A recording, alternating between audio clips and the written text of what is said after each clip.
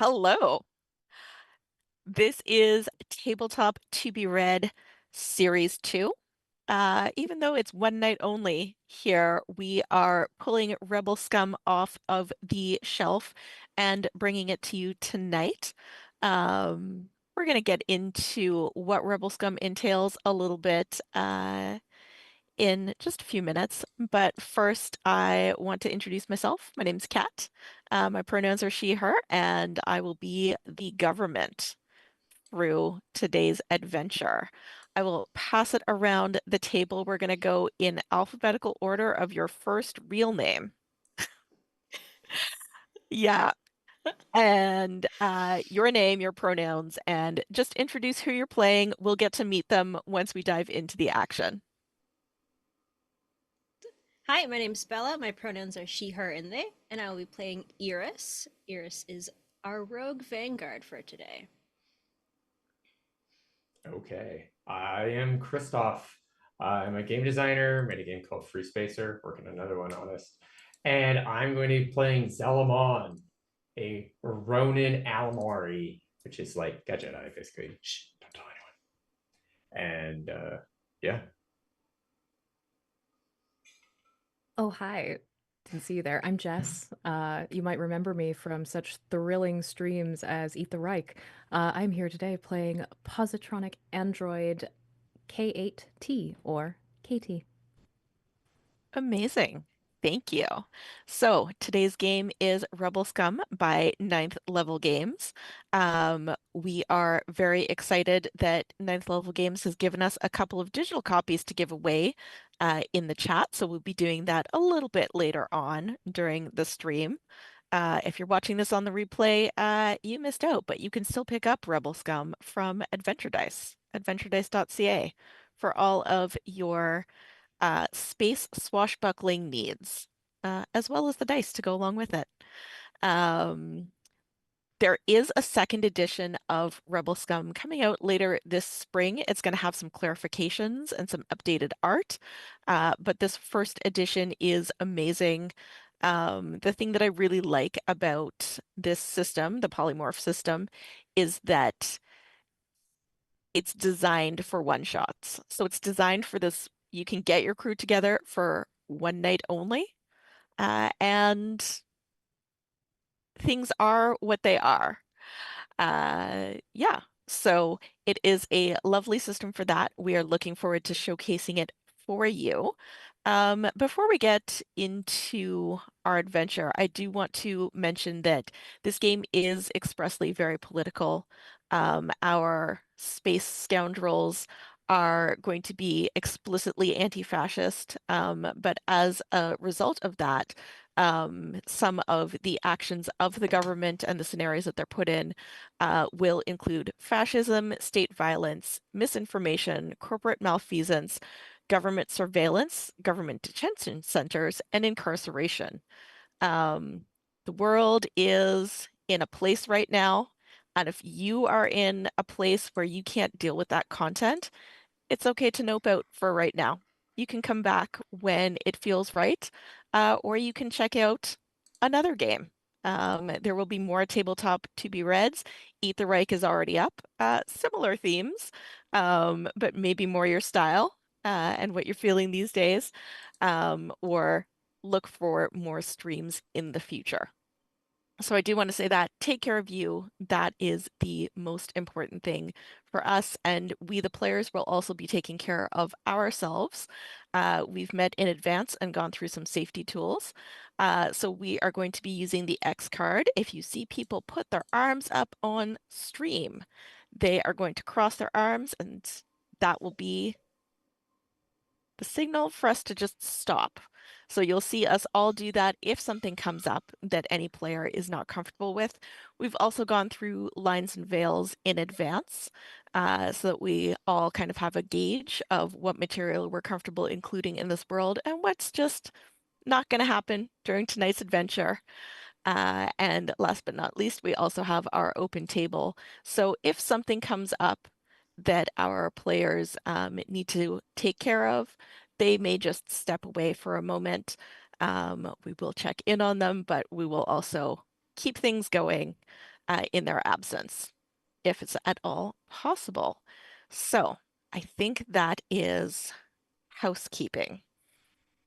Is there anything else that I needed to say? Nope. I think that we are good. So, polymorph system. Each of our players tonight has both a class and a role. Their role, ROLE, determines what they roll, ROLL. And so each of them will only have one die that they are assigned for the entire game. So I believe we have a D6, a D4, a D6, and a D8 on screen. Oh, and they're holding it up so that you can see their lovely, pretty, shiny math rocks. In this game, we also have a ship, and that ship is classed as a D10. It is a cruiser. And so sometimes when we're using the ship, they will also roll a D10. So anytime that I ask for a roll, they will be rolling just their one die.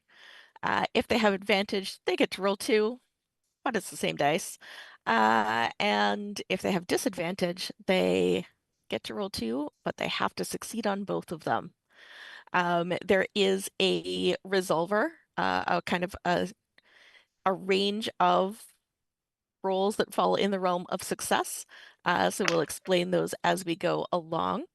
And other than that, I think that we will jump right in.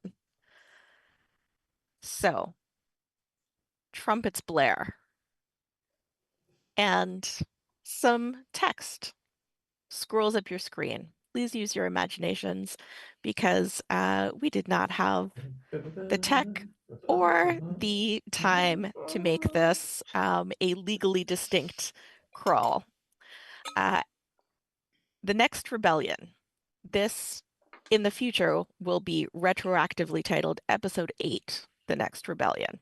But for now, The Next Rebellion. It is a dark time.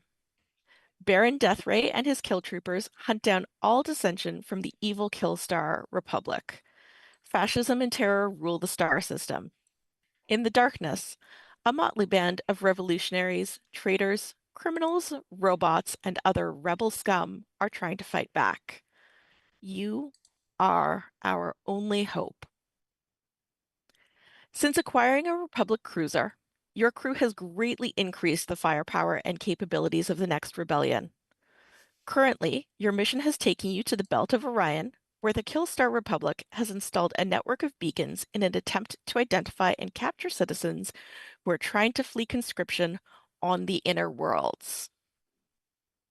And as the crawl finishes making its way up the screen, we pan across a star field and we see the hull of this Imperial Republic cruiser.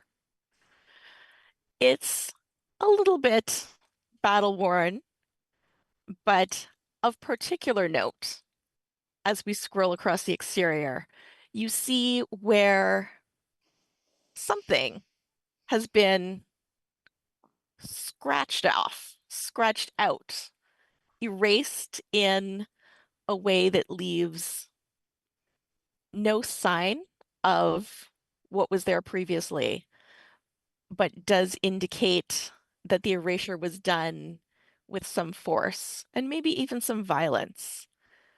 And across that hull, you see in some fancier lettering than you might expect for a Republic cruiser, the designation JN-8. And as we pan across the ship, we'll push in through one of the windows. And my question for you, my Rebel Scum, is who's flying the ship? I mean, Eris is a runner and a racer.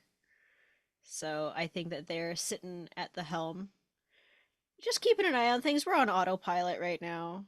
It's You're on quiet. autopilot in the It's Belt of Orion? it's my hands on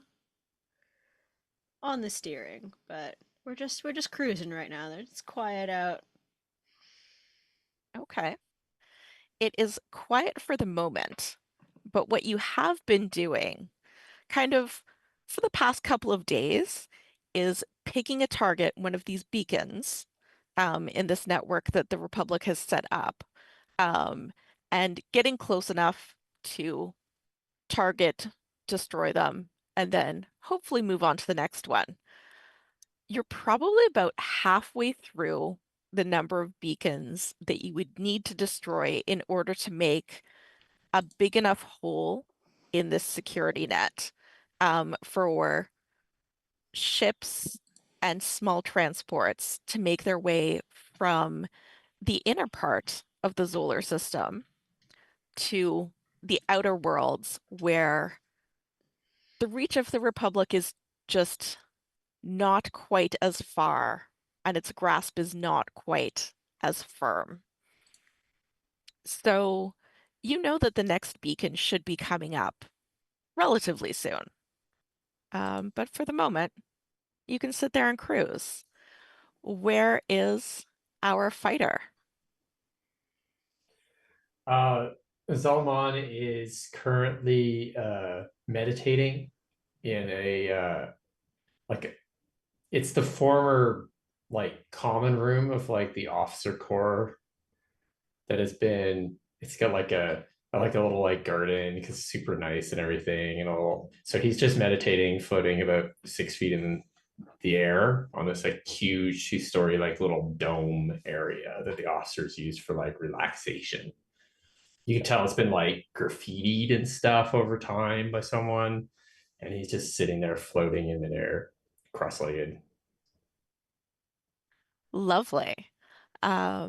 Is there anything in particular that you are thinking about in this moment of meditation?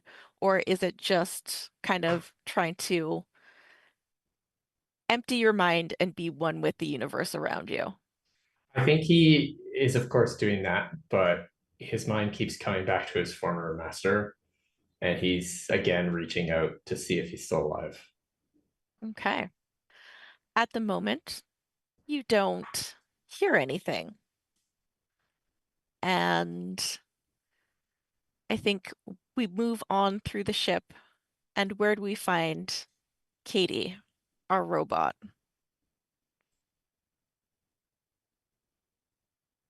Muted.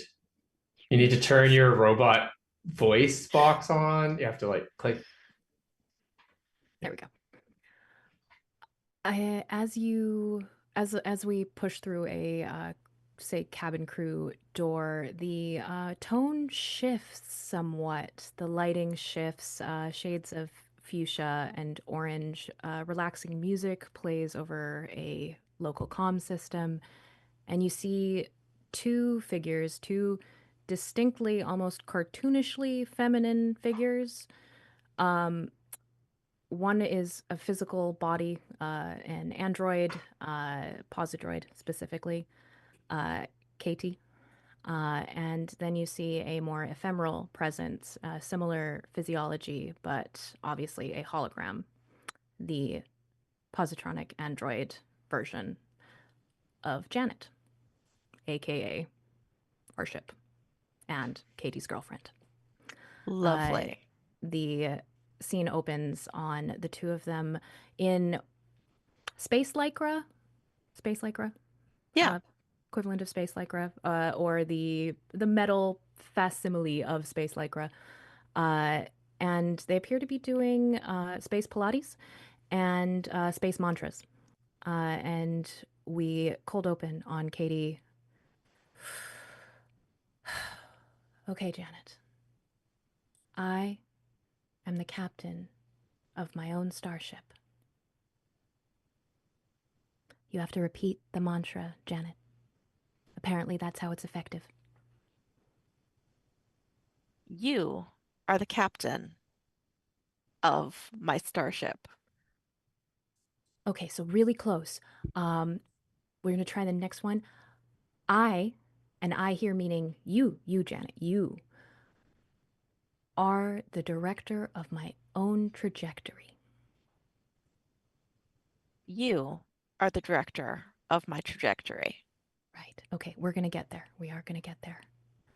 And I think as the relaxation bleeds out of our posidroid, the space lycra melts back into what looks to be a sort of like crew uniform, considering that there is no uniform for Rebel Scum. It looks a bit out of place. There are like pips up the side that don't make a lot of sense in this universe, but are legally distinct from everything that could possibly be compared to them. Yes. Lovely. And as you kind of go back to your everyday appearance, your kind of usual presentation of that, um, alarm klaxons start blaring. Oh boy. Yep. Um, and in a voice that is reminiscent of the Janet that you just heard, but somehow deeper and more hollow. Proximity alert. Beacon detected.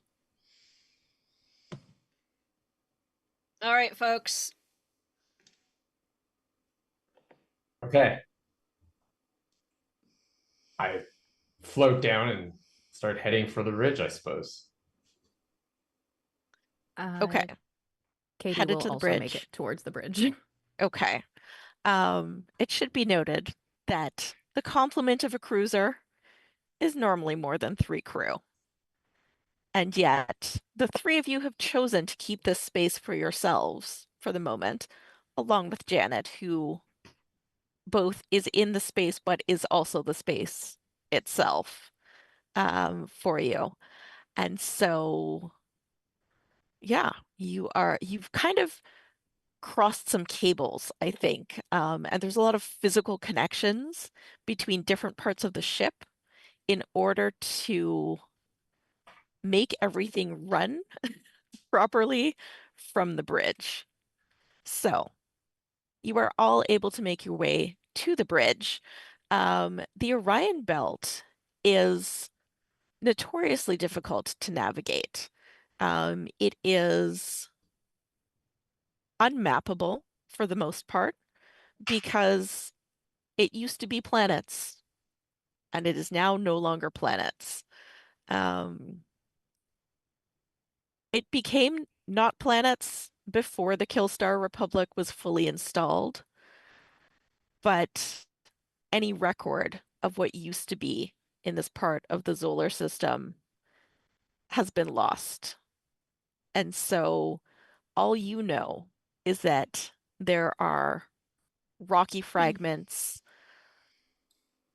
icy projectiles, and just a whole heap and lot of space dust that not only limits your sensors, but requires some deft navigation to get around. And usually you can kind of leave things to the ship's AI to be able to figure out what that is, with a guiding hand close by. Yeah. But with these beacons that the Republic has put in place, it's adding yet another layer to this difficulty of navigation because you are also having to avoid those sensor sweeps. So this alarm is not necessarily unexpected, but it is jarring in these moments of peace that you have each found on the ship. And so you need to destroy, you think 3 or 4 more of these beacons, and you are coming up on the next one. How would you like to kind of take out this impending beacon that you're coming up on? We're going to start with a nice, easy little mission for you. Well, I would say that part of the reason we don't have the rest of the crew is so the damage done to the cruiser when we originally took it over. So we've had to make modifications both because of the damage and to allow us to control this. So like you're talking about cables that are running between places. So when you go onto the bridge, you see, yes, Eris was sitting in like the 3-person control area where you could fly the ship from. But at the back, in what used to probably be like a planning room or something, that table's been torn out or moved, and there's a large gunnery chair with extra plugs in it and everything. It looks like it's been dragged and moved probably through telekinesis and or robot power across the entire ship and put in here, and it controls like guns all over the ship, and way too many guns are plugged into it. And I would think that Zel'Amon would just walk up onto the bridge and then just like leap into it in a really improbable jump. This is Lovely. his job. He gets in this thing and he's got too many screens and way too many guns and it's overloading. He has to Perfect. flop between them. Perfect. So you are prepared to shoot down this beacon. Eris, are you navigating or just responding to someone else's navigation? I am navigating, Okay. and I would also like to activate our cloaking device. Just since we're sneaking about killing the beacons that are doing sensor sweeps of the Orion Belt, maybe let's not tell them who's shooting them down. Okay. Sounds great. And then Katie, where do you end up on the bridge and what is your role in destroying this beacon? Sorry, I am Katie. Apologies. You are.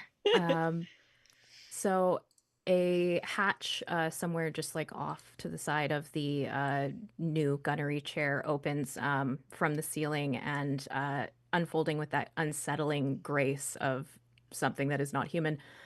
Katie drops to the crew deck. The hatch above closes and yeah, the Jeffries tube that is Jeffrey with a G, as in a legally distinct Jeffries tube. Yes. That leads all across the ship are very convenient. And as she drops down, she begins speaking as though she had been midway through a conversation, and clearly that conversation is with Janet. The virus that we've been working on may potentially aid in completing destruction of the beacons if we can complete the code in time, and if, and looking over to Zel'Amon, our aim is good. Lovely. I He think that spins his system right towards you. we're going to resolve this as a series of roles, since I have an idea of what each of you want to do. The first thing that you need to do is navigate your way there. So we're going to get Eris to do our first roll. I hope your dice are warmed up and ready to go. Me too. I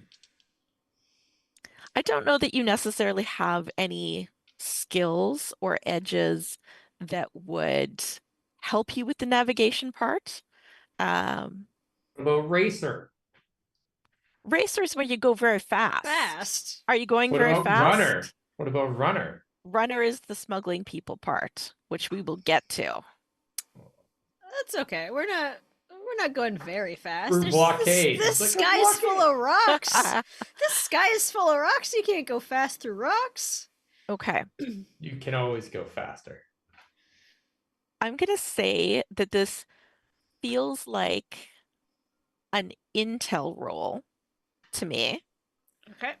So intel rolls are having to do with memory, perception, and kind of anything that you would use your sneaky bits for.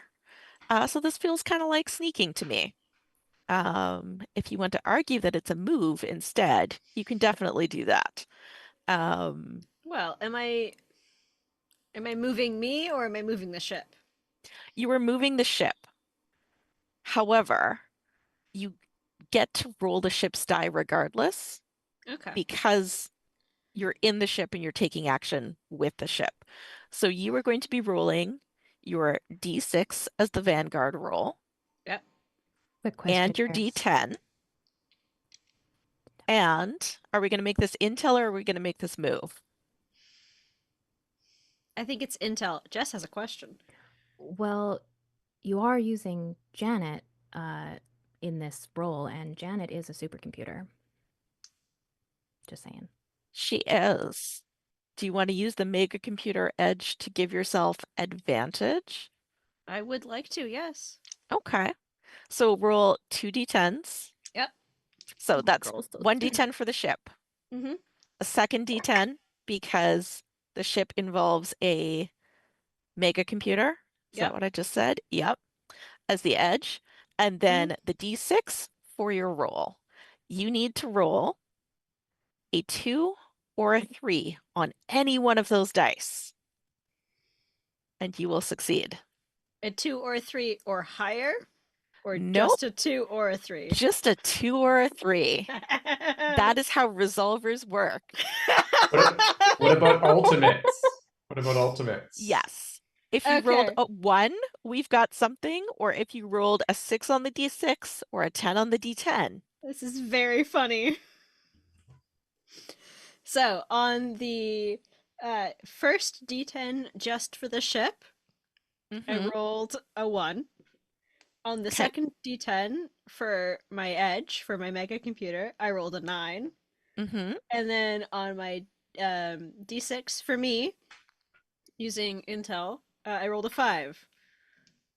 Okay. With the 1, we can still do something.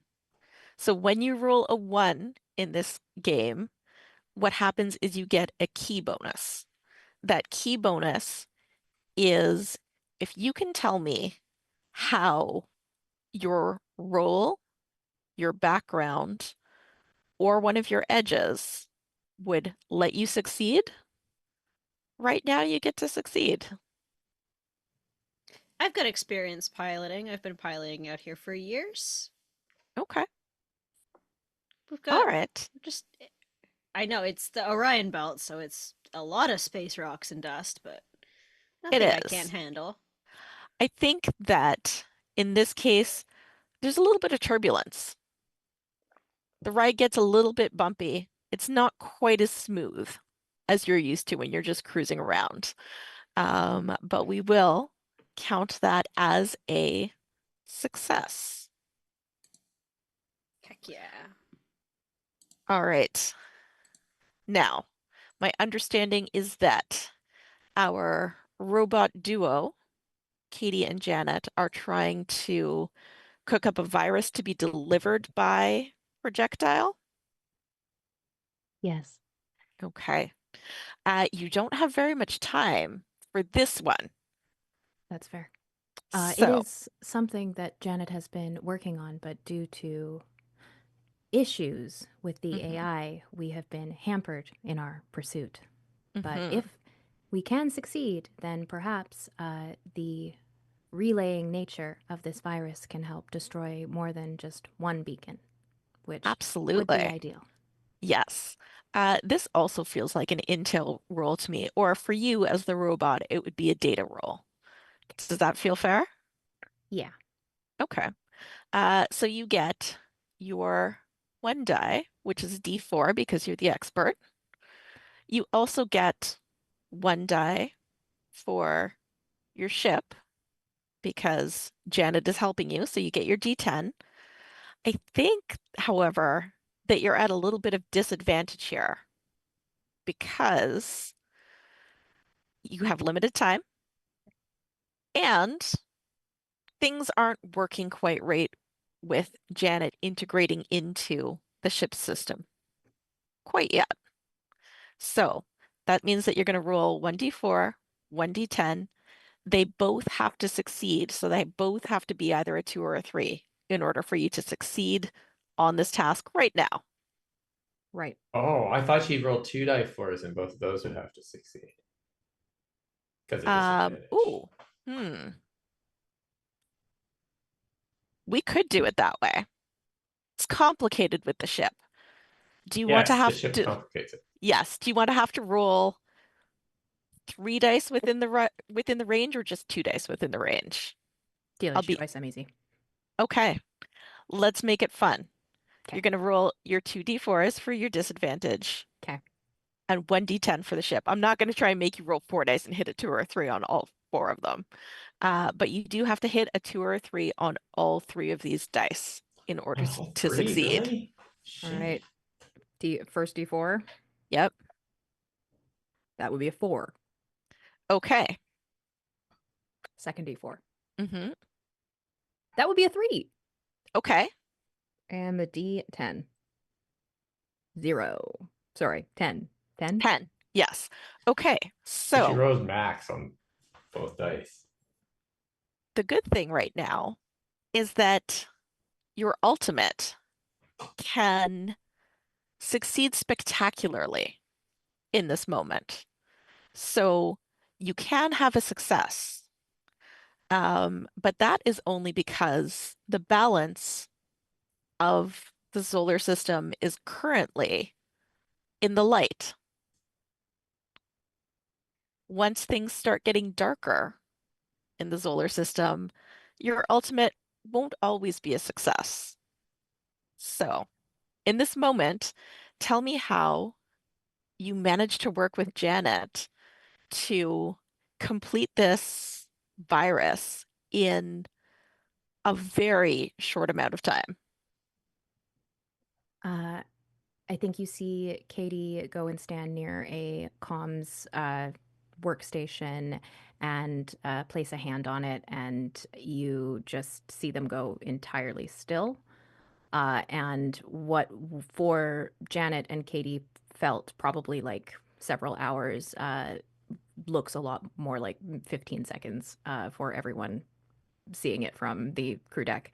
And when Katie turns around, she walks over to the gunnery station and hands. Sorry, I'm forgetting your name again. Zel'Amon. Zel'Amon. Zel'Amon, a small chip that she produces from the palm of her hand. Why not? Okay. Zel'Amon just slides that into the targeting censoring device, and you see the whole gunnery system just shut down. And he like spins. And normally you think he just spin down to the obvious dark part, but then it like pulls back up, and then it waits. And then the whole thing starts back up. Okay, reconfigure the weapons. Okay, where's this probe? Or this what is it again? So, it Beacon. is a surveillance beacon. Yes, where's this beacon? Yeah. You are able to find it in the array of space debris fairly easily. It is wholly inorganic. There's like no residue of like previous plant life or anything on it. And it is very symmetrical in nature. It's almost a perfect sphere. There's just a tiny little bit missing where there is the actual sensing device within it. And you know from previous experience of shooting down a few of these that that's also the weak spot. So it might take a couple of hits if you don't hit it right on the weak spot. But if you're able to target that, which is more challenging, but no problem for a fighter of your skill. See. Yeah. So you're able to find it. My question for you is your weapon a laser weapon or does it fire actual projectiles? I think it is an energy weapon. Fires like probably a particle. It's probably like actually a particle beam cannon. So yes to both.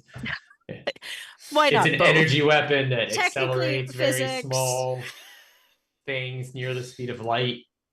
And in this case, it's actually turned down, so it's going to go it's not going to accelerate them as much. So it's going to be a much wider beam because I have to fire these like viral elements into it. So it's actually attached, like little machines have attached things to it instead of just like inert dust.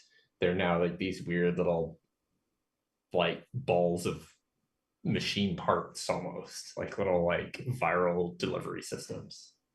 Perfect. So your blades skill also doubles as your blaster's skill. So basically, it's Well, I for have the fighting, ship's cannon, right? and you have the ship's cannon. So you get to roll your die, which is the D8. 8. Yes, for the All the fighter. dice. And you get to roll a D10. Are you trying to convince me that you have advantage here, or do you think that it's just a straight roll? I think it's a straight roll. I think it's a straight roll as well. I don't think sword fighting is very helpful for this. You do have telekinesis, though. I do You have could telekinesis. use your magic brain powers to guide your little virus shot. How about this? That might if I miss, I'm going to get a second shot with the same shot. Okay. Okay, we can negotiate that for sure. So a success for Tank this, shot. yeah, a success for this looks like a 4, 5, 6, or 7 on either one of the dice. We'll be able to bring this home. 4, 5, 6, or 7. 4, It's 5, double 6, or 7. eights. So that is my ultimate on my die. It is your ultimate on your die. In order to have this be a success, you need to convince me what in your past experience has made this possible Let's just for call you. it the telekinetics. You're like, it's It just my literally brain. just orbits it and goes right into the hole. Okay. Yes. Sounds legally distinct lovely. metaphor. Would you like to describe what it looks like as your shot lands? You manage to use your brain to guide it, and the you virus see hits all home. the guns on the ship, and they kind of light up in a weirdly like a weird pattern because I can't fire them technically all at the same time, but then they like focus together and then they fire, and each of them has this really wide beam, and the beams kind of join together, and then the beam kind of goes, and it's super wide, but at the center you can see where it's more concentrated, and it just goes right by, like entirely missing it, and then it just arcs around into a big circle as you see it enter like an orbital thing, which particle beams are supposed to do, and then just into the hole, and then you see it light up and like shut down and light up repeatedly as the beam leans out, and it's just flashing and then probably explodes after several flashes. Lovely. What's more space dust in the Orion Belt? What is more space Nobody's dust gonna notice. in the Orion Belt? Indeed. Okay, so that is one destroyed for sure. I am going to get Katie to roll for effect to see how many more your virus was able to actually affect. So when we roll for effect, you roll your d4 still, and whatever you get is going to be the number of additional beacons that go down. Okay, now you rolled a 4 last time. Be good. What do you think I rolled? Oh, it's a 1. Obviously. Obviously. The only way. You said be good. It is the way. Absolutely. Lovely. So I think that Janet is constantly scanning, right? Just kind of a passive perception of the area. And again, that more hollow voice that isn't quite Janet reports back one additional beacon destroyed. I spin towards you and go, just one? I mean, it's That one is less. unfortunate. It's one less we have to go looking for. We were on a bit of a time crunch. You Next did good. time, it will be better. You did I good. understand that you have to tune each of these to the individual sensor, but it's unfortunate.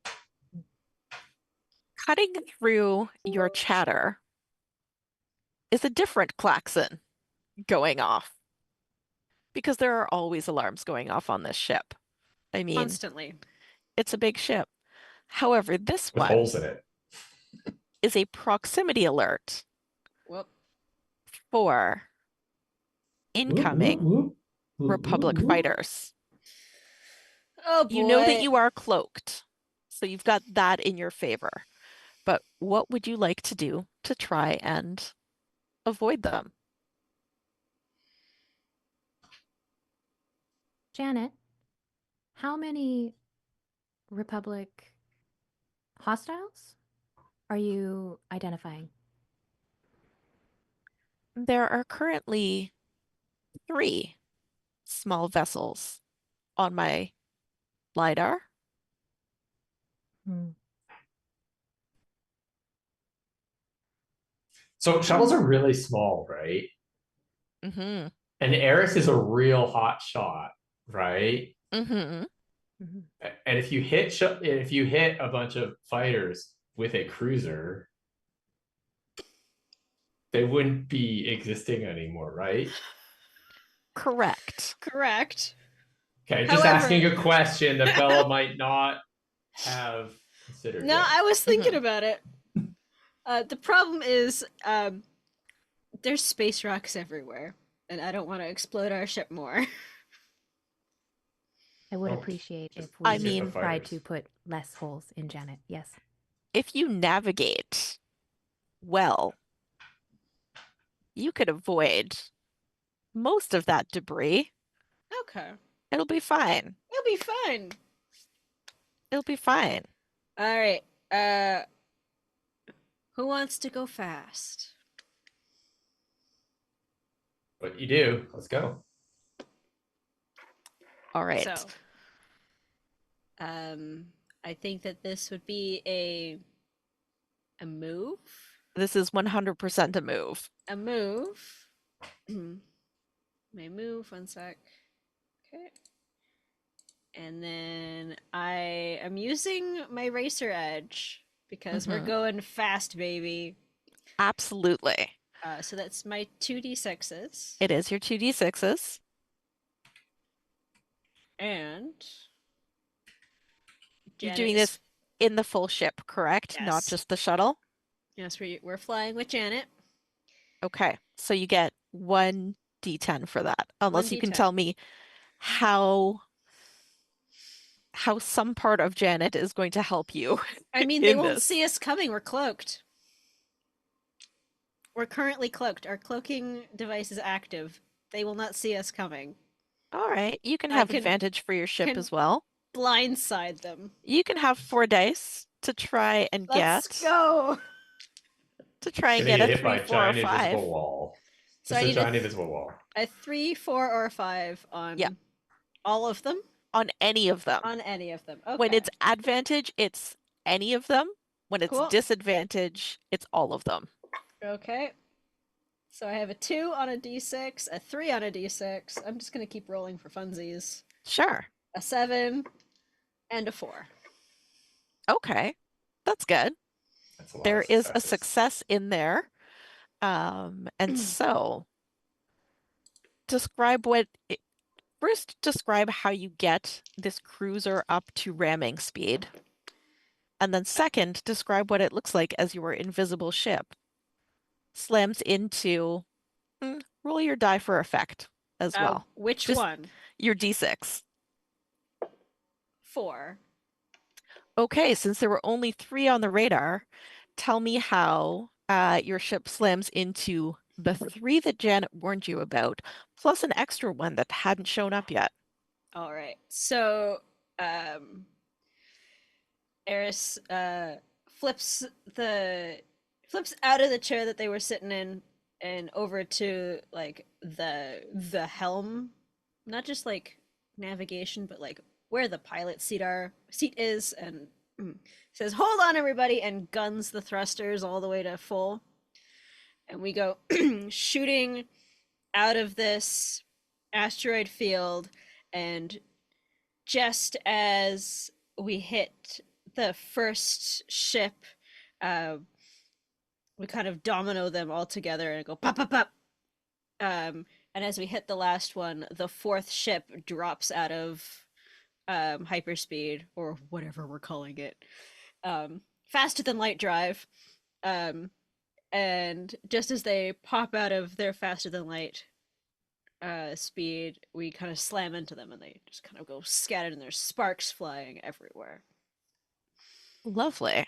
This is a little bit more than just more space dust left in your wake. Just a little bit. A few But kill troopers floating in space. It's fine. this does also feel like you have punched the Killstar Republic in the face. So you get a star.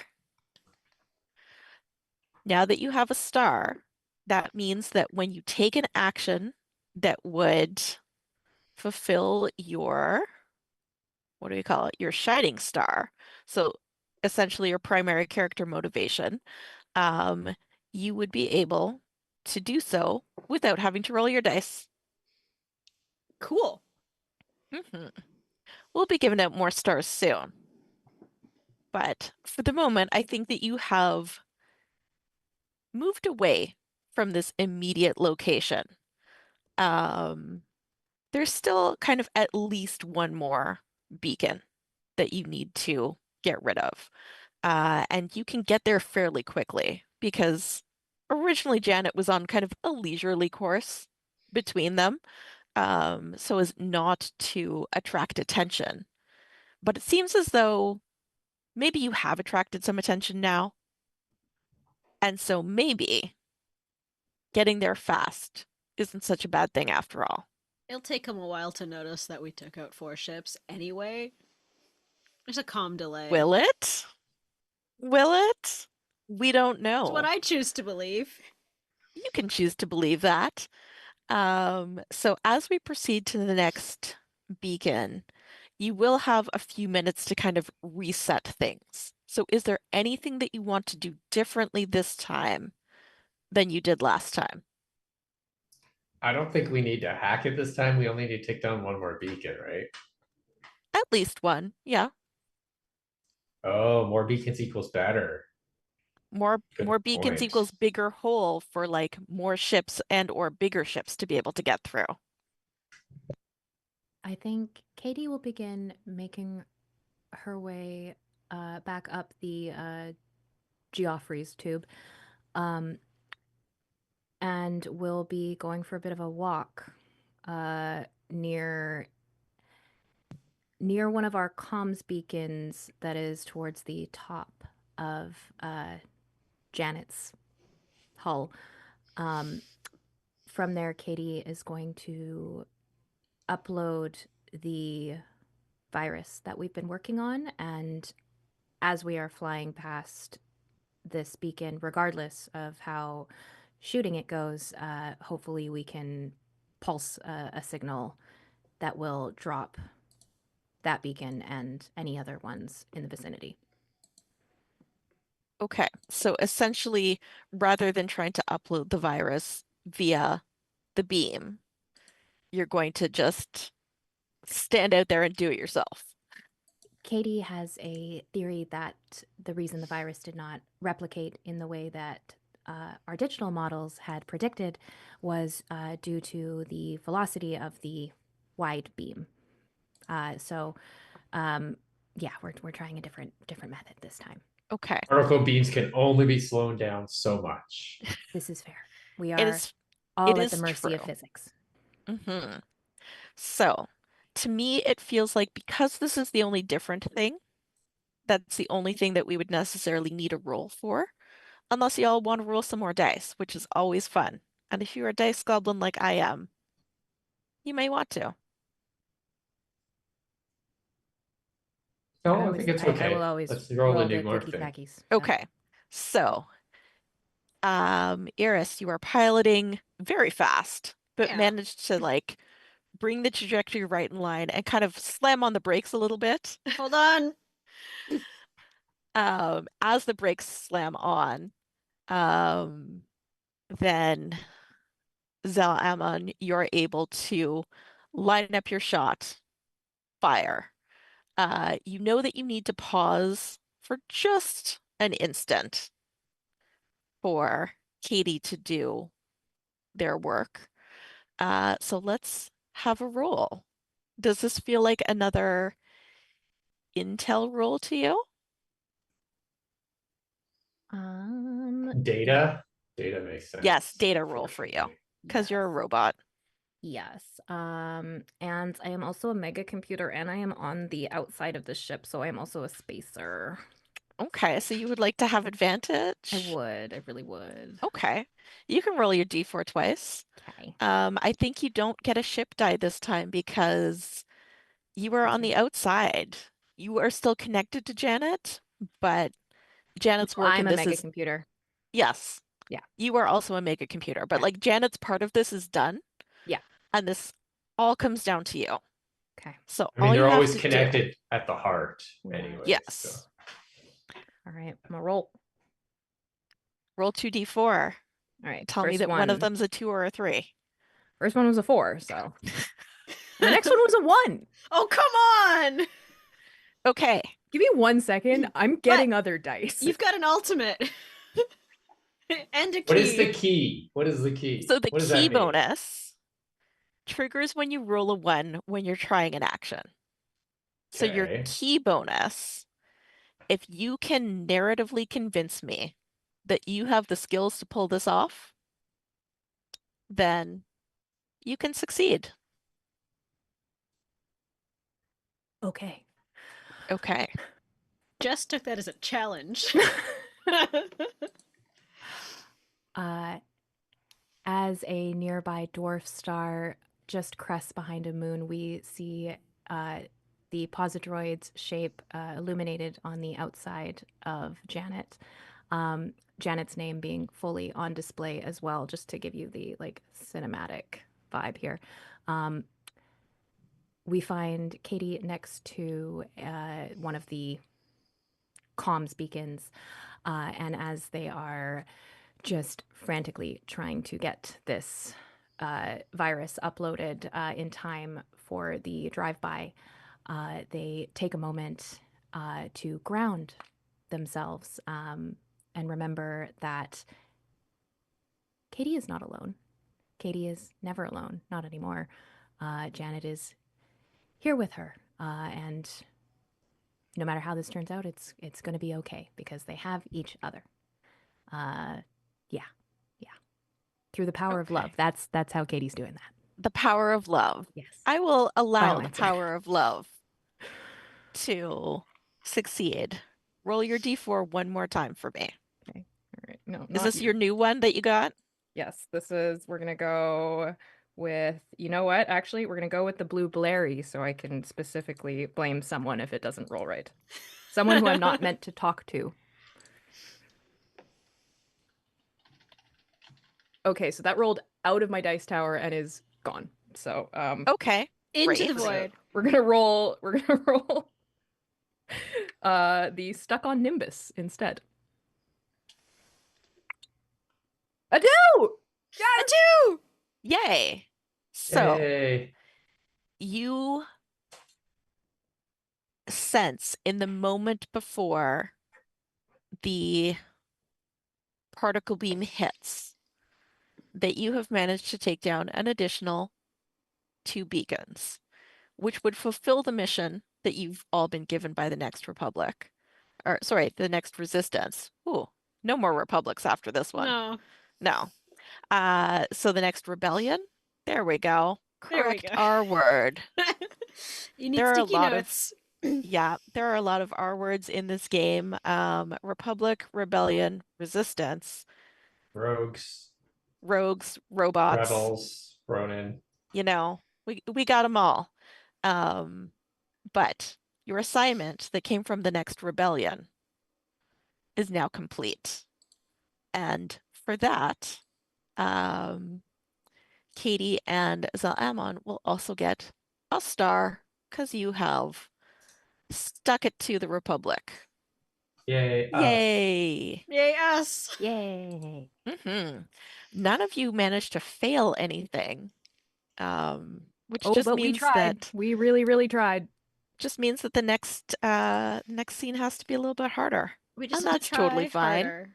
Yes. Perfect. So you have a few moments after that has happened, in order to kind of recompose yourselves. Maybe resettle yourselves, if not on the bridge, maybe back to what you were doing before, or maybe to another activity. So, what would you like to do in these few moments that you have to yourselves? I think Eris is gonna step away from the helm, make sure everything's good. Hey Janet, just let me know if anything goes sideways. And is just gonna go take a seat, um, and like just leave the bridge for a minute and just go take a seat in their quarters and just have a seat. And they always get a little like shaky after they go fast. Just to take a minute to calm down. Hmm. Lovely. And where do we find Zel'Amon going? So Zell, as you can call him if you wish, Thank you. has already left the bridge and is you hear him talking and Janet responding, and they're going through like a list of required repairs, and it's long, like really long, like it just keeps going, like you can't even understand it. It's just like gibberish, it's really long. And he's like, Janet's just the closest. And then it gives a thing, okay, fine. And he goes and he starts repairing an airlock. It's just Okay. like jamming, the airlock's like half open, and he sees like pull something out, and it's a kill trooper's glove. It's like, it's like yeah, he's Which just side of the airlock do you toss that onto? Out, I hope. well, the airlock is forced closed, and he has to make it open, and so he can like actually open and close it because this Yeah. airlock isn't working anymore. So Yeah. they were in the airlock, and so now he's got the airlock. Finally, gets the airlock door closed, and then you see a light go on, and then he cycles the airlock a couple times, opens the door, looks, there's nothing there. It's just the remaining glove of Taking out the trash. a kill trooper. Yes. Perfect. And where do we find Katie after this success? Katie, who recognizes that Janet is honestly quite busy at the moment, and even though she is able to split her focus very effectively, Katie opts to go and spend a little bit of time working on what she loves to do, which recently is painting. So a little down the hallway, breezeway, whatever it's called, from where Zell is working, we see Katie painting a stylized portrait of an android that resembles the hologram of Janet that we saw earlier. And it's done in the style of a painter that, let's say Degas. Um, uh, Katie would not actually know that name and will only have seen the style from clips of pre-purge data that she would have had access to with the Dark Inquest. And though she does not have context for it, it is a too perfect reproduction of the Degas style. It doesn't look like it was done by human hands. It has that unsettling, uncanny valley look to it, but it is beautiful. She has All right. six fingers. Something, it's like a bit funny, like maybe a hallucination in there or something. Yeah. So as you were trying to give Janet this space and um essentially your hearing is acute enough that even with Zell down the hall, you can hear the conversation that's going on between Janet and Zell about the repairs that are needed. So you know that she's kind of got her hands full. Um, but still, even though you are giving her this space, you hear very quietly and just for you, Katie, I've received a transmission. The orders are for the ships Bully, Tormentor, and Dominator to report to Apollo for repatriation duty. Although this ship no longer has the designation Dominator, there is something in me that wants to go.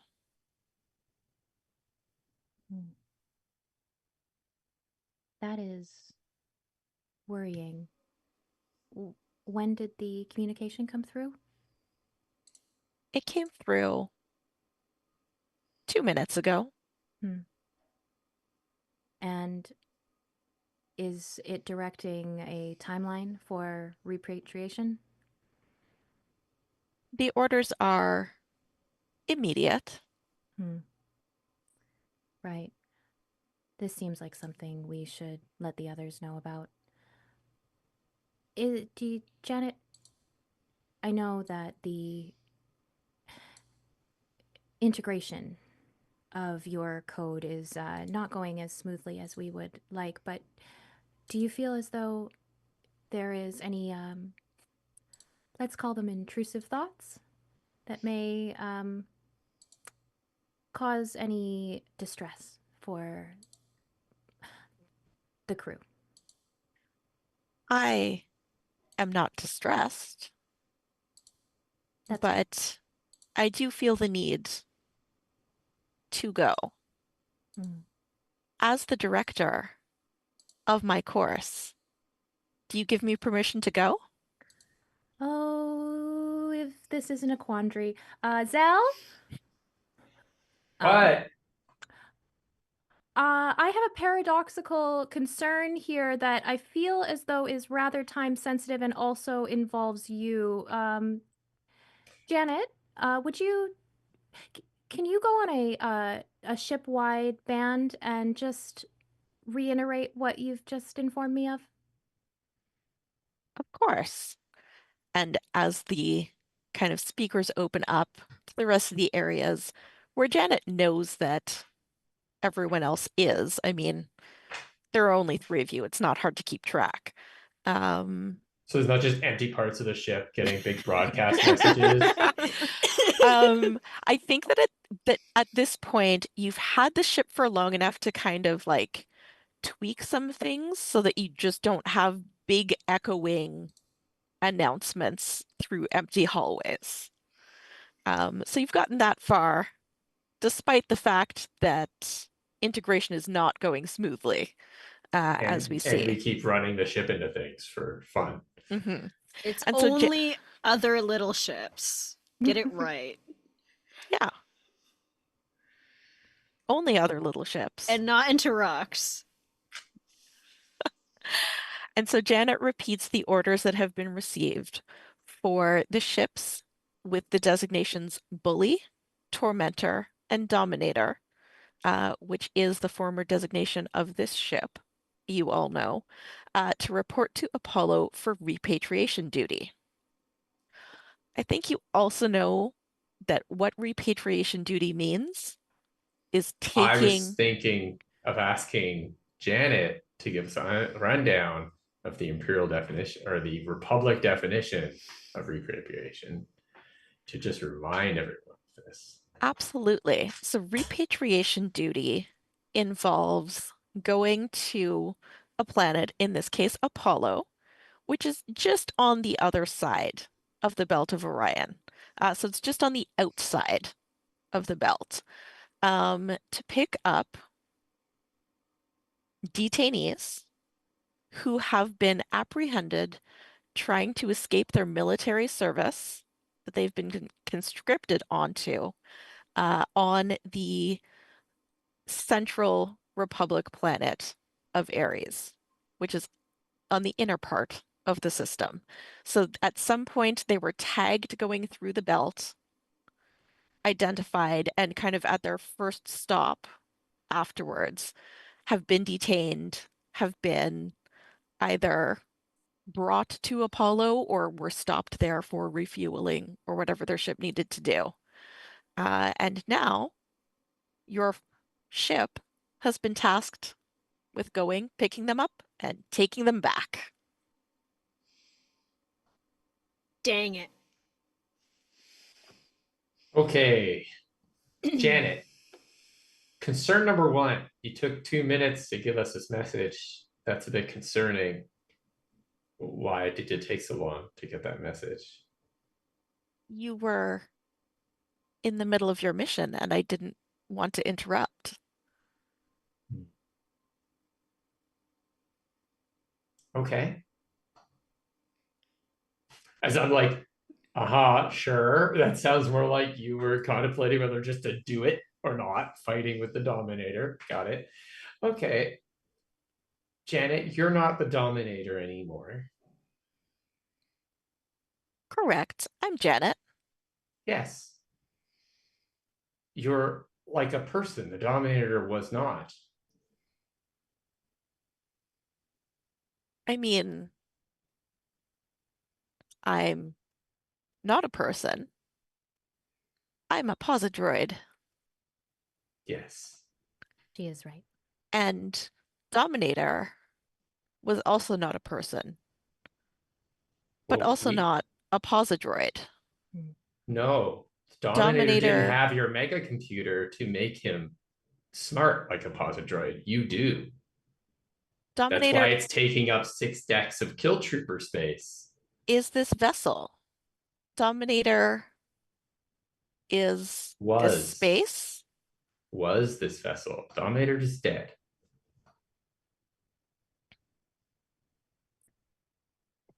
So, this does raise a opportunity. Obviously, Yes. we would need to do a little bit of body work. I shouldn't say body work. I apologize. Some cosmetic alterations to better align with the Republic's motif. But if we could manage to make it through the initial security checks, we could potentially remove these about to be repatriated. There's a term for this, I believe, in the military. AWOL? Yep. Yeah. I mean, they're being pressed into service. It's also a term they So- often use. We could remove them from that situation. We have enough space. We have more than enough space. Well, they sent 3 ships. So unless only one was going to take the group and the other 2 were for guard duty. I asked what class the other ships are, asked Janet. What the bully and the Tormentor? Tormentor class or ships are. Are they cruisers? Or are they smaller vessels, like guard vessels? Like, are they frigates or corvettes? Roll a d10 for me, and we'll find out. In fact, roll it twice. Okay. Just a D10. I'm not looking. Okay. Just a d10. A pair of D10s. I got an 8 and a 5. Okay, we will round the 5 up to a 6.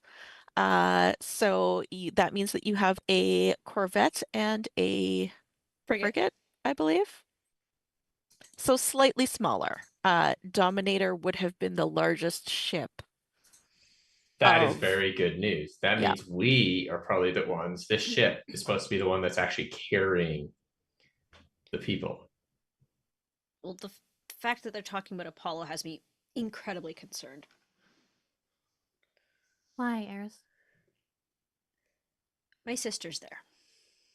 Oh, are you Apollon? No.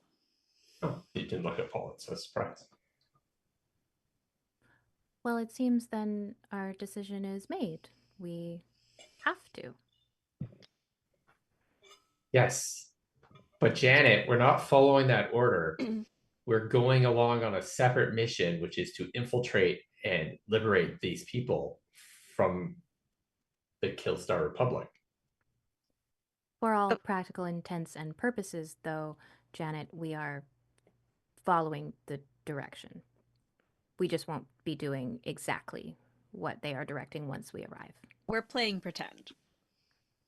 I remember what the Republic does to people, what they made us do to people. And so I think that would be okay. Good. Excellent. Okay. All right. I think I will move up on the list. And you see, I take up Janet's like little glowy list. I just reach over and I put, and I take clear out old memory files and move it way up to the top of the list. Don't delete them. They might be useful. Just put them somewhere. Yeah. I Okay. change it to disconnect old memory disks. The supercomputer's gonna have to do everything. I mean, mega computer. All right. We are going to give you a little bit of a montage sequence here because what is a movie or a TV show without a good montage? This is your preparation montage. You have enough time between receiving this message and making the decision and getting to Apollo to do 2 things each to the ship, or to prepare yourselves. So let's start with Zell, and we will kind of circle around the group, and then we'll go the opposite way coming back. So whoever goes last the first time gets to go first the second time, and Catan rules. it'll work out. Is that how Katana works? Yeah, they do that. Okay. So I think I would be doing a outside the ship activity with our robot friend Katie here, and helping her put the giant and what used to say the Dominator on it didn't say it in like English script because that's not evil enough. It was a barcode. And so we put a whole new barcode we could just bolt over her cool painting and just remove later. And so the two of us are like making that and making it so it's like going to be really like clear that we're the Dominator. Along with doing some other minor hull repairs. You just see us doing that and making this thing and putting it on and doing some minor hull repairs and like faking some lights from where the supercomputer is. So it looks like it's actually still Windows and not just a freaking mega computer filling up all these killer creeper troops, like things and stuff like that. So we're just doing them exterior repairs. Okay, sounds great. So we've got our exterior repairs. Let's move to Katie then, because you are kind of assisting with some of that. I think especially with the installation of it. I think that's my main part. Unless Zell has developed a way to keep some atmosphere next to your body when you go outside in space. Yeah, of course. Telekinetics. You see, I've got like I'm just outside in space, like walking around in my robe, and it's like there's just this bubble. And you can't really tell it's there until I get close to Katie, and then like you can hear her voice. And then as soon as I leave, you can't hear her voice, and it just comes through the radio kind of thing. Like when they touch helmets together in the Expanse. Yeah. Okay, lovely. So Katie, what are you doing in addition to helping with these hull repairs? For Katie's montage, you see intercut between standing next to this atmosphere bubble of a legally distinct space Ronin. You see other shots of Katie crawling kind of backwards and forwards through geoffrey tubes, moving as quickly as she can through the ship, specifically to the officer quarters, which she is reappropriating into dorms for the folks we're picking up. Katie has very specifically chosen officer quarters and not crew quarters for the space and quality of the amenities available. Lovely. And then we move to Eris. What are you doing? And you get to do two things, and then we'll loop back around. Eris is making sure that all of our our runabout shuttle is ready to go in case you need to scoot out and pick people up real quick, or leave really quick. Hopefully we won't have to do that. And also working on quarters, making sure that we've got enough food and water for everybody, and just like general tidying. We kind of took over the ship and kind of exploded some things and kind of just kicked all the debris to the edges of the hallways so we could run back and forth. But now that we're going to have guests aboard, have to make it decent. Put all the underwear in the closet so no one sees it. you know, bits of like sliding that are just kind of hanging out and just kind of put it back. Lovely. Do you think about your sister at all? Yeah, Eris is incredibly worried about their sister, um, Anna, and because Anna may in fact be someone hiding from the Republic. And the fact that there is a repatriation mission going on means that they've caught enough people to call ships instead of just sending them back one by one. Absolutely. Okay. We'll circle back to Katie and then to Zell if there is anything else that you want to do during your part of this montage or anything that you're thinking about.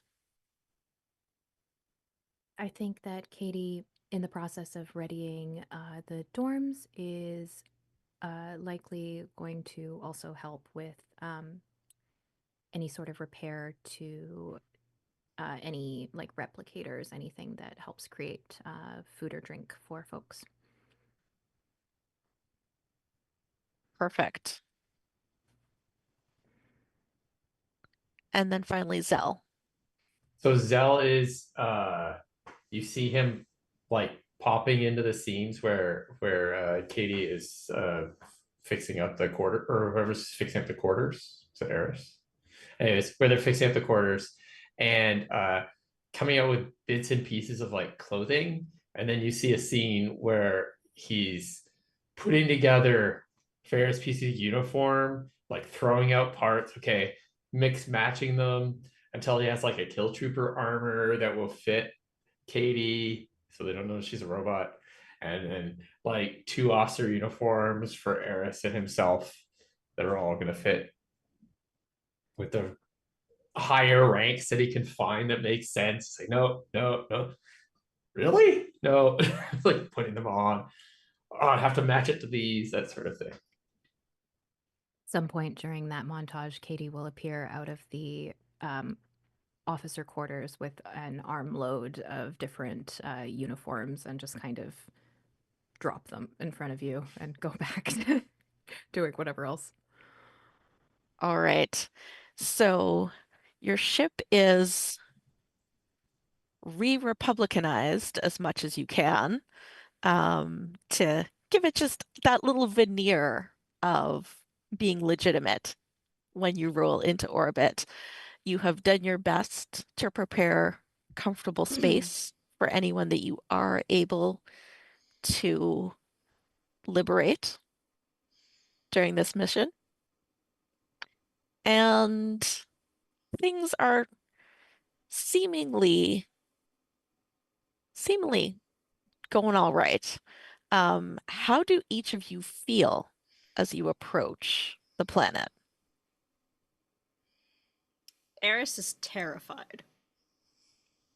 Eris hasn't been back to Apollo in 2 years, where they left their twin sister, saying, "Keep your head down, stay safe. I'll be back for you when I can." And now it's in the wrong circumstances. Quite possibly. Or maybe the rightest circumstances. Or maybe the rightest circumstances, but it feels very wrong. Mm-hmm. And Zell, how are you feeling as you approach Apollo? Zell always has like a sense of calmness about him, but you do see like a grin. Like he's really happy to be doing this kind of action and saving people from the Killstar Republic. He despises how they use people like machine parts, and it really bothers him. So he's like very excited to take this action, and he's like thinking about, okay, if we take out both ships, and like he's been doing like a little bit of like planning on where they would, how the escorting would work and that sort of thing. But he's kind of like, he's actually singing. The thing about the Amari is they're also very classical, like all round educated and stuff. So they learn all sorts of arts as part of like meditation techniques and stuff, including like laughing and singing and painting and stuff. So okay, sounds so you good. see him like singing opera in the hallway kind of thing. Lovely. And then Katie. Eris joins him for a verse.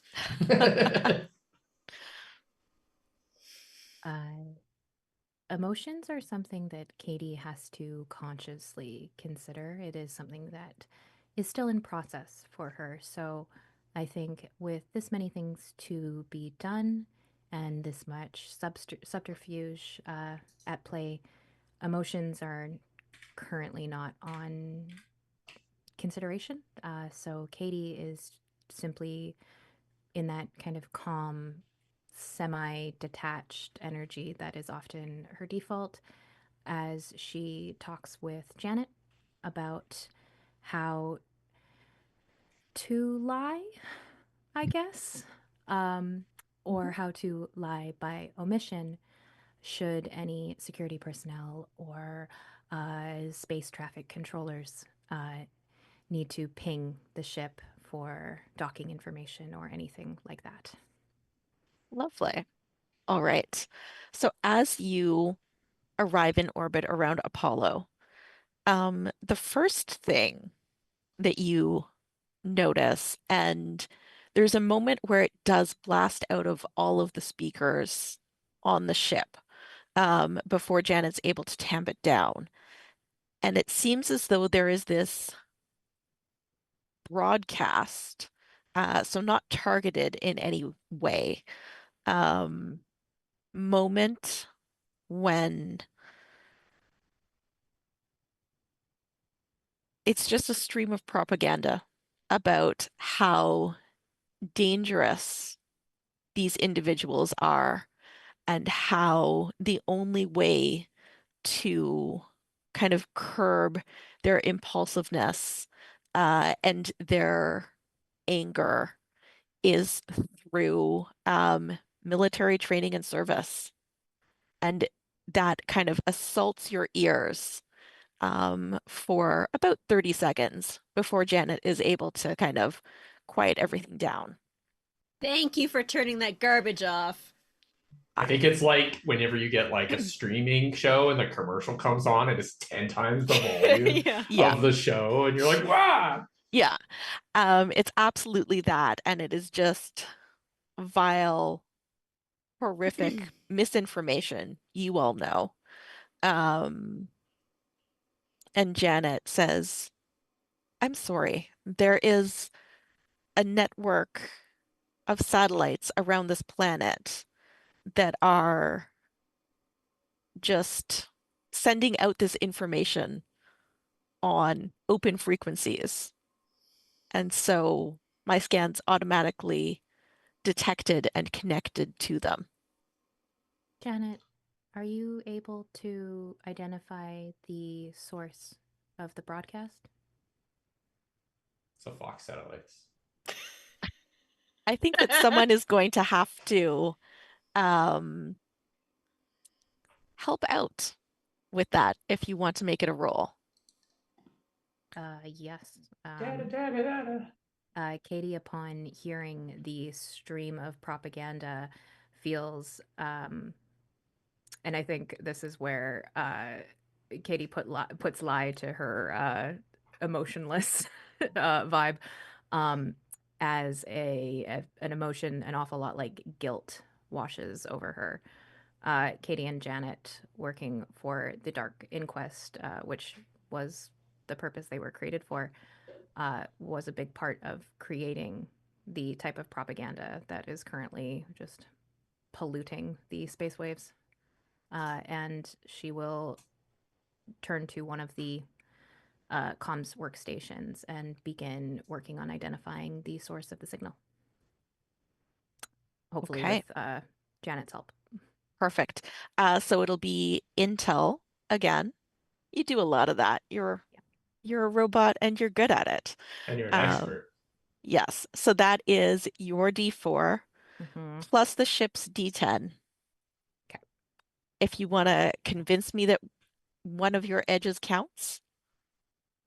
Mega computer. Mega computer. One or both. Yeah. Great. Mega computer. I'll take You can that roll for... all 4 dice if you want. 2 Ooh, D4s yeah, and I 2 will. D10s. Computer. Do it. Nothing bad will happen. Ever. And if okay. it does, just chuck your dice across the room again. Yeah, we're gonna Yeah. try totally different D4s than we've been rolling, and we're gonna hope for the best. And I'm gonna roll the D4s first. 3 and a 4. Okay. Okay. You needed a 3. Amazing. All right. So there we go. You are able to pinpoint the main satellite that is transmitting. And you can tell that it is the source of this kind of planetary broadcast. There are little repeater satellites kind of elsewhere in orbit, but you can hone in on the right one. Mm. And so the little satellite, it's on like a meteor or it's on a planet? It is in orbit around the planet. Yeah. Okay. So you can do what think you will with that. Katie will turn to Eris and kind of throw her screen up towards the screen that Eris is in front of, and we'll say, it's roughly the size of a Corvette, wouldn't you say? Yeah. Maybe a little smaller. Knowing look. I'd like to run that piece of junk out of the sky, please. You want to run a satellite out of orbit around a Yeah. planet by going Yeah. very fast. Yeah. Okay. Sure. Can we make it look like we just took the turn a little too wide Yeah, we took to the park turn this a bad little- boy? So we Yeah. can park Janet? We drifted the spaceship a little. Sure. Sure. You can roll your move roll. So it's going to Cool. be your D6, the Yep. ship's D10, an extra D6 for you because you're a racer. You go fast. We go fast. You go fast. All right. What do I need? That's a 3 and a 4. I have a 4 and a 5 and a 3. Look at that. There we go. Success all around. As yeah, you can knock that satellite out of the sky. You Beautiful. can only have 1 star at a time. Otherwise, I would give you all extra stars for that. But that just means that once we land on the planet, you can maybe start using those stars Oh to yeah. succeed at some of the more challenging pieces. Awesome. There you So go. we are going to pause for a little bit of a bio break for our crew, just so that we can rehydrate, prepare for landing.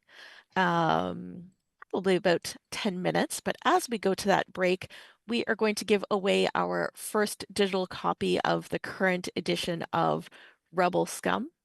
And so if you are in the Twitch chat, it will be the word rebel.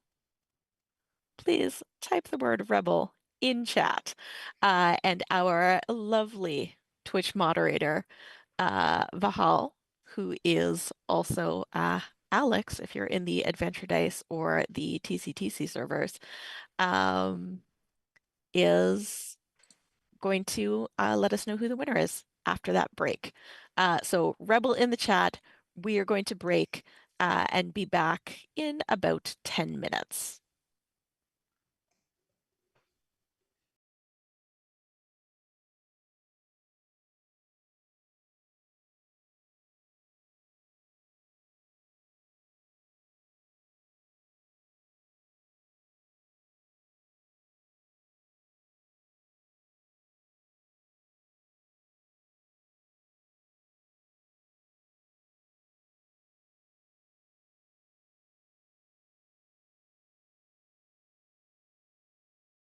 This is our 24-day advent calendar. Countdown to Christmas with dice. There's a single die every day. You get a full set on the last day and 2 random d20s because that's how math works. It's 4 complete sets that we've custom designed for the calendar. They're not sets you're going to find anywhere else. You're not going to have them, and we don't release them until January.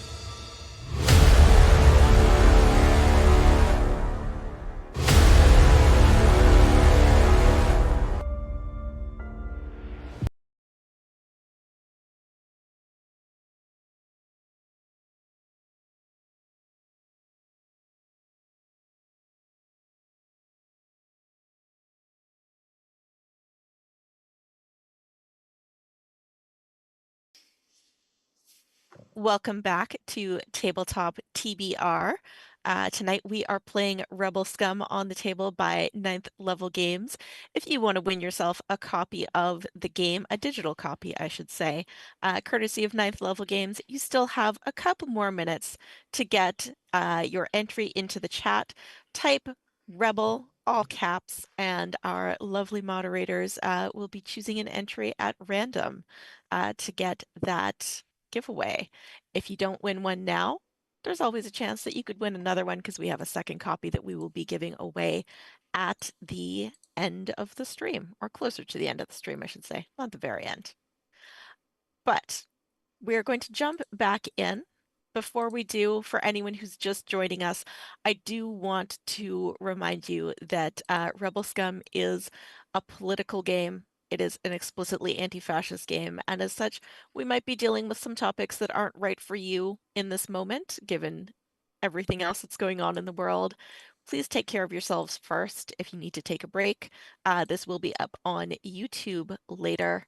Then do that.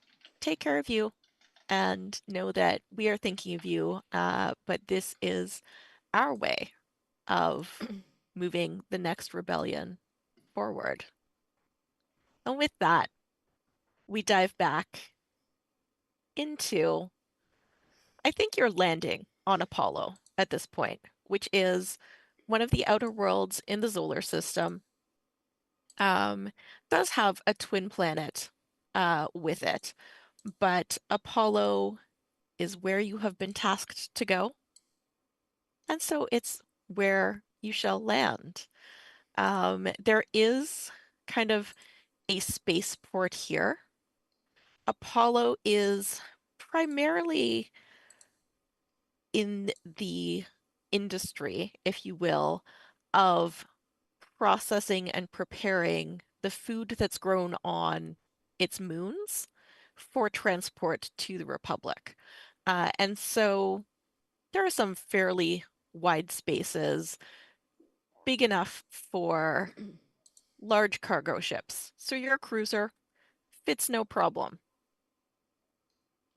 And as you land and disembark from Janet, who was formerly Dominator, who is now camouflaged as Dominator, at least you hope so, you exit the ship and come into Apollo proper. There's the usual rigmarole of going through customs, essentially, speaking with the dockmaster. It's all fairly routine. No mention is made of your small crew complement, too small for a cruiser of your size. But for all they know, you've left the rest of your kill troopers back on the ship and are just coming out to kind of do your little pickup. You do know that you will need to make your way through part of the city before arriving at the location where this repatriation duty, which is not what you are intending to do, but what you are in fact here to stop, is reached. And as you walk through these streets that should be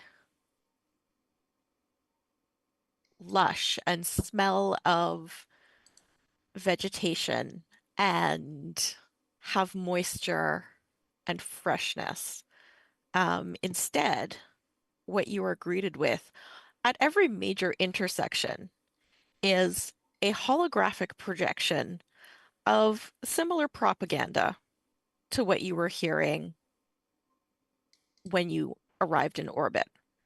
And so there are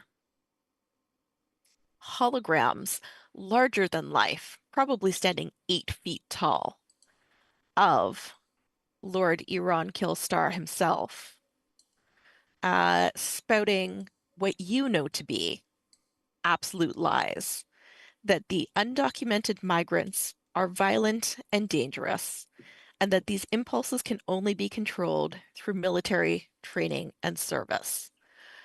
And there's a few variations of this message, but it is essentially garbage assaulting not only your ears, but the ears of every person who lives and works on this planet. Um, you don't know if they pause or anything, but as you walk through, it's a very constant flow. And as you leave earshot of one hologram, you start to enter the range of the next one. So there's never silence in this place. What would you like to do? So we're marching along in like uniforms and stuff, looking like the captain and like lead sergeant of the guild troopers and first officer towards. Are we going to like the prison where they're There, holding these people? so your ultimate destination will be what they have called a repatriation center. It is a large warehouse that dominates the northern part of the city, and you have landed kind of off to the east of the city. Um, as you walk through, the city is named Phoebus, just for fun and flavor. As you walk through, um, you do notice that there's almost a parade route between where your ship is docked and where you've been directed to head, almost as though someone could use this route to make a spectacle of this repatriation that the Republic has mandated. I hate that's not this gonna so happen. much. Are we all okay? Yeah. Yeah. Okay. That was Eris talking. Perfect. Just checking in, just making sure, even though we have our safety tools in place. So, okay, you hate this. Are you going to do anything about it? I think I would look at Eris, who I know is a bit of a hothead, and kind of give them a little bit of a look and be like, "Calm. It is about safe. It is about the people." I say, like I whisper to her, "We're here to save the people. I know. We can make a spectacle after we get them." And I wink. Yeah. Let's go then. Unless Katie. Katie is so as a kill trooper, I'm assuming Katie has a helmet on and face is not visible. Okay, cool. Yes. All right. So Katie is very quietly speaking through her helmet comm link to Janet. And they are working on a similar version of like a seek and destroy kind of virus. Kind of working off of the idea of how they were trying to deal with the beacons. After hitting the satellite on the way into Apollo, I think that Katie is working to identify the source, but being just constantly surrounded by this cacophony, and it's similar but different, and it's coming from all of these different locations. It's all coming from one source. And I think Katie is going to detach a small nanobot, let's call it. Sure. Like a crawler. Sure. And as they're walking by one of these, I guess like poster stands or whatever, these hollow Yeah, it's kind ads. of like Full You know the objectors. pop-up Hologanda. banners that they have like at every trade show you've ever been to? Yeah. It's kind of like that kind of a base with like a holographic pop-up instead of a banner coming out of it. So I think as they walk by one that's particularly odious, the nanobot hits the ground near Katie's feet and attaches itself to that base thing and begins trying to track and trace. Okay. Do you want to make this a rule or do you want to use your star? I'm gonna use that star. I'm If gonna you use that think star. that, do you want to share your shining star with everyone? So for the folks who are listening, the shining star is the guiding principle of the playbook and the class that each of our players have chosen. And so, yeah, Katie is our first one to use our shining star. So if you want to read what that is and then tell me how you succeed, you get narrative control of this moment. Okay. So Katie's shining star is that as the robot, I seek self. And so as an expression of self in this moment, as a member of a rebellion, Katie is not terribly rebellious. Katie is community minded in that there is always connection. You're always having to check in with someone else about something. And this, with only Janet in her ear, Katie drops this nanobot and unilaterally makes the decision to trace this propaganda down. There was a bit of it was on the way to hit the satellite, and this is something that could potentially jeopardize the outcome of the mission that we are actually here for. And Katie doesn't care right now. Mm-hmm. So is your intention just to collect information, or is your intention to fully subvert these holograms? Katie wants to find out where they are coming from. Okay. Katie wants that information. And Katie wants to know it all, I think. And then I think depending on how you would like to play this out narratively, I can react to that. But yeah, I think that Katie just wants to understand where the seat of this propaganda is, this particularly aggressive level of propaganda. Mm-hmm. And knowledge is power. Knowing where that is comes to a very specific end. Lovely. Okay. So in this moment, it doesn't take very long for your nanobot to report back to you. And it seems as though you continue walking through the city, through Phoebus, and somehow your nanobot manages to essentially jump from where you dropped it to the next platform and the next platform. And within only a couple of blocks, you receive a message back from your nanobot that the source of this particular broadcast is an antenna that has been installed on top of the detention center. So you're headed in the right direction. Of course. Okay, brilliant. Katie would recall the bot to her, to me, my nanobots, and would I think while trying to maintain that kind of the military distance that would be expected from a kill trooper to officers, try to quietly communicate the location of yet another propaganda machine. And yeah, I think that you would hear the kind of level, like an edge in Katie's voice. Yeah, my question for Zell then, did you manage to fix the internal comms inside those helmets? That's why I went through so many helmets Okay, You found to one that get ones that works. worked. perfect. You had time to do that.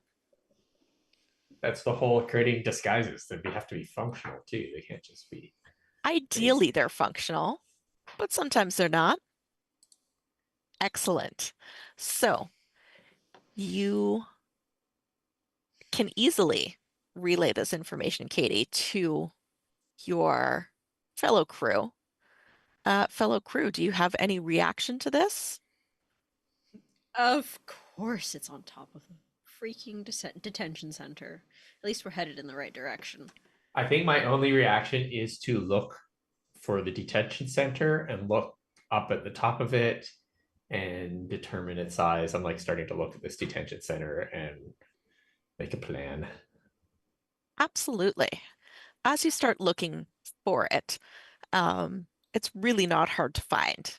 It is a gigantic warehouse. And on top of this warehouse is a hastily constructed antenna array.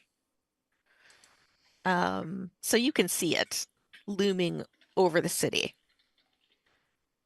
I think that what you notice is that this is obviously recently converted. There are no windows on this building. However, there are several doors.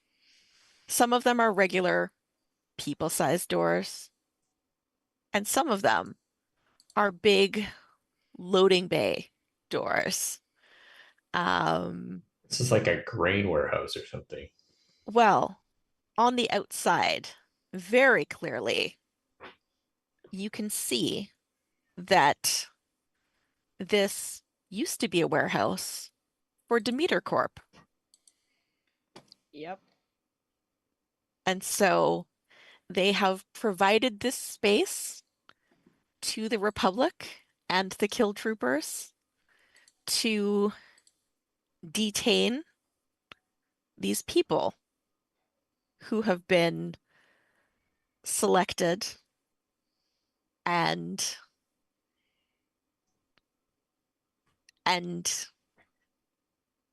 identified for repatriation. Let's say it that way.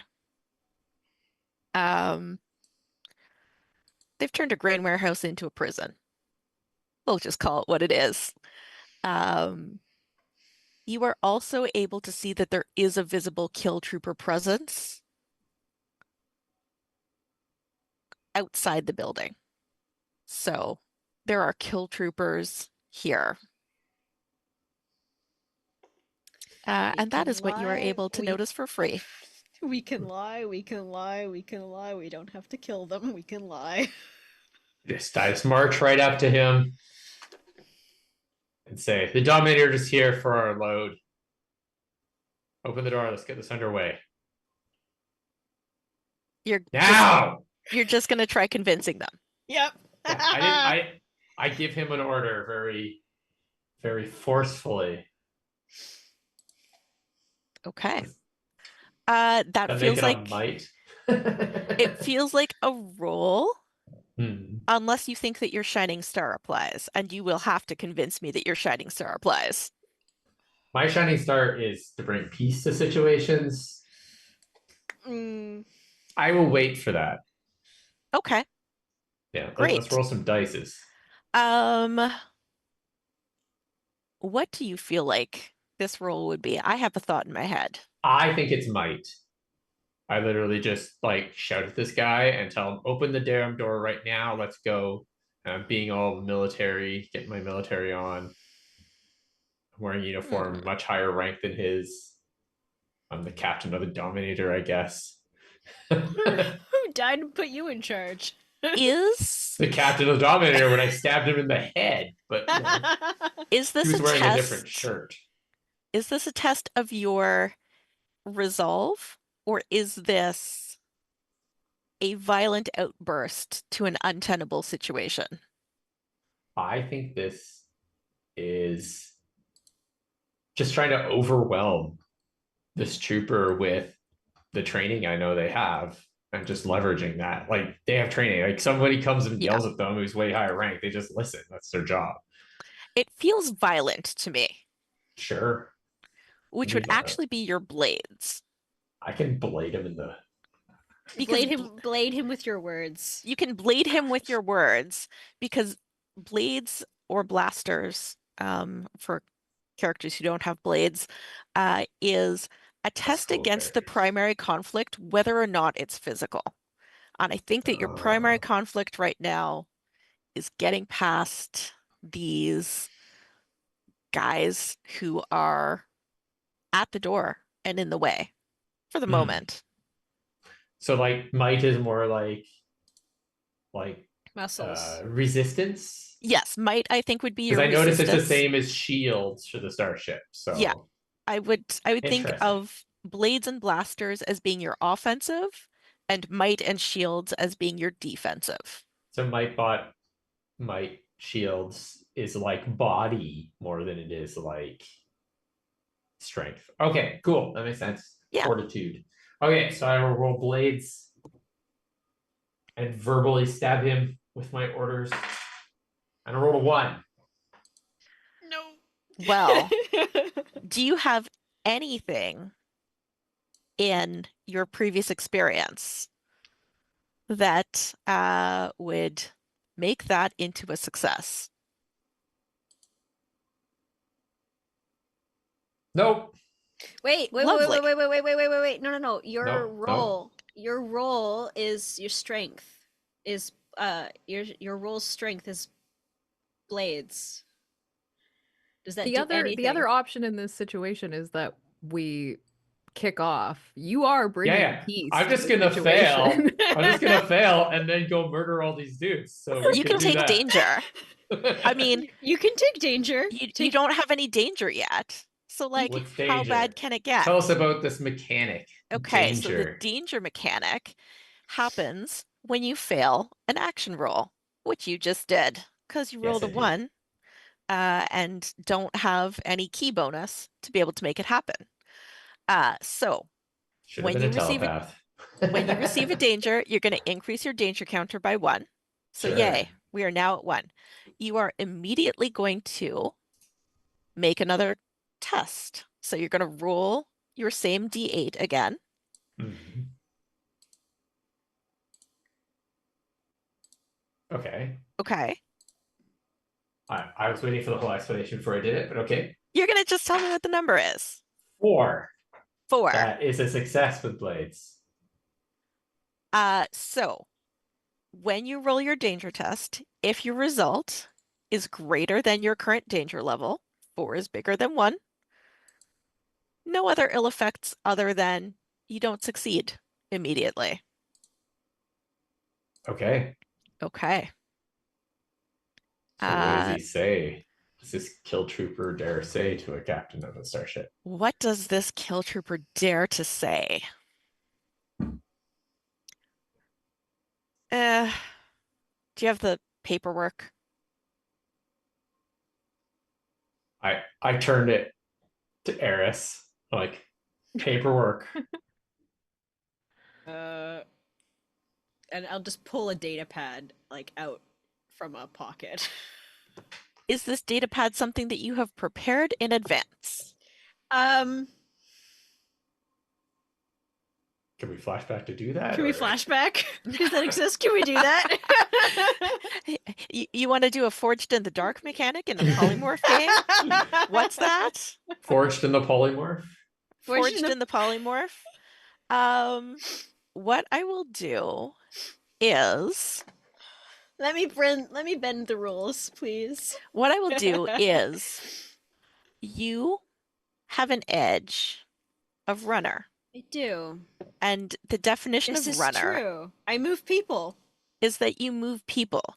You are practiced at smuggling people through blockades and borders.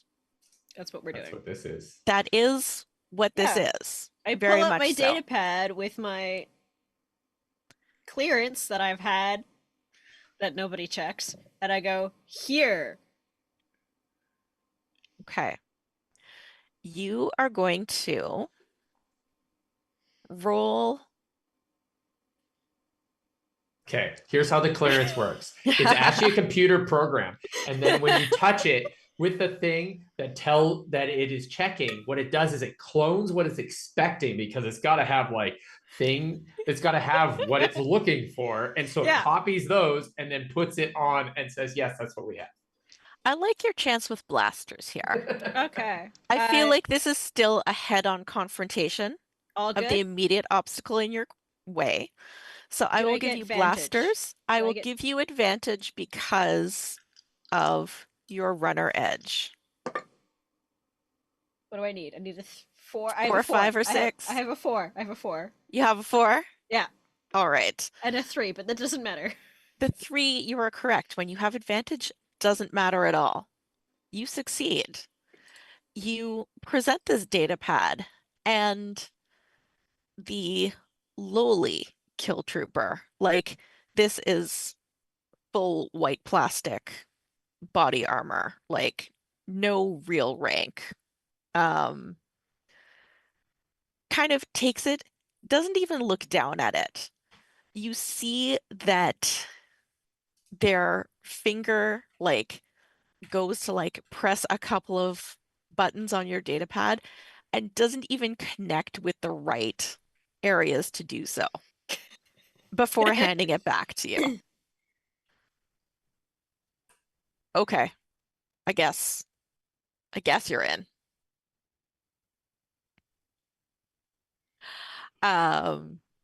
So we are going to move inside.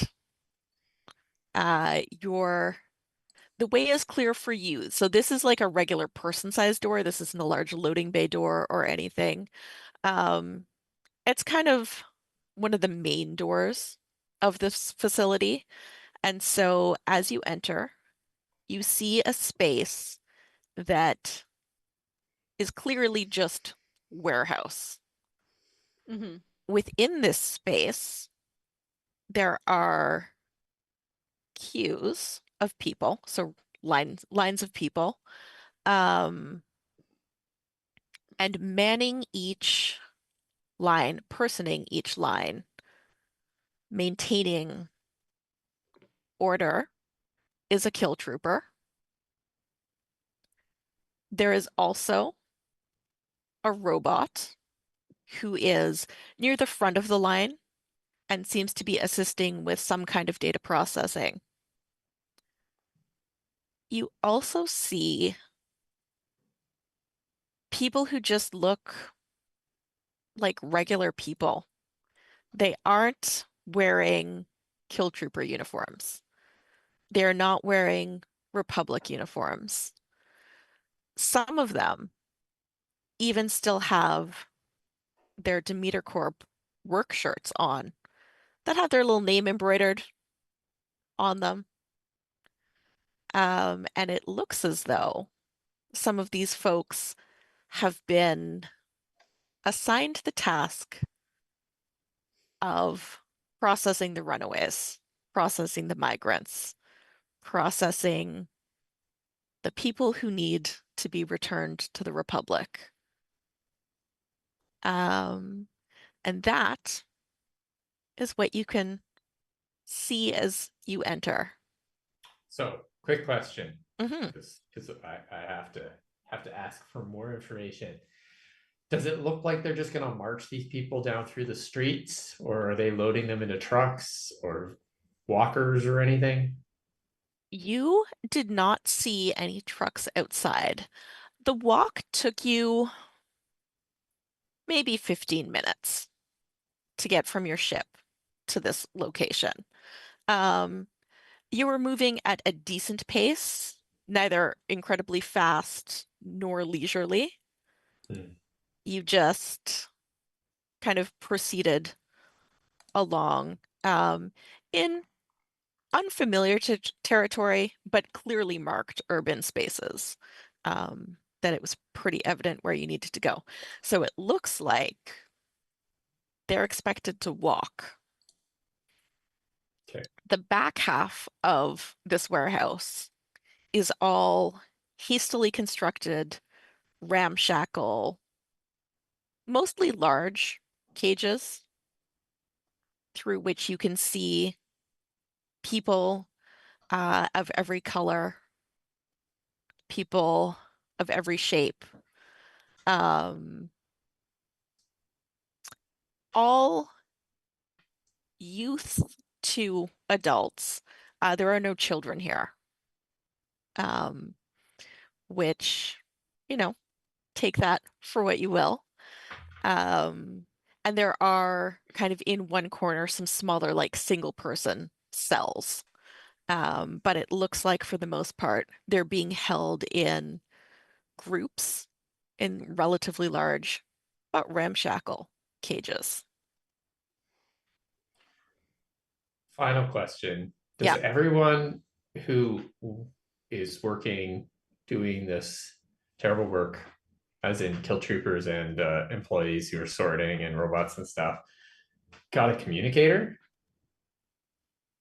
Everybody? No, So they aren't all looped into communication devices so they can give them orders at all times? they are not. It looks as though the kill troopers, who all have their helmets on, likely have their radio systems engaged. The people who are doing the processing, um, you don't see any communication device. The robots, you're unsure of whether they are operating on the Republic frequency or not. So you could gather some information if you would like to. I would like just to have a look around, like just scan. Is there somebody who seems to be in charge of this whole operation? Or just kill troopers? Give me a little intel roll with advantage because you are a runner, just to see how much you know about picking out the person in charge. I have a 2 and a 3, Excellent. which is a double success. Perfect. Not that that means anything. You Crit, do crit, see, crit. you see someone in the white body armor, but the legally distinct pips on their uniform Mhm. Are red instead of kind of a silvery metallic color. And you know that that generally denotes the more senior troopers who are on site. Cool. I'm going to turn to my 2 friends and say, let's get this operation started. And I will beeline to this commander or whatever and go, I have my authorization to move these people.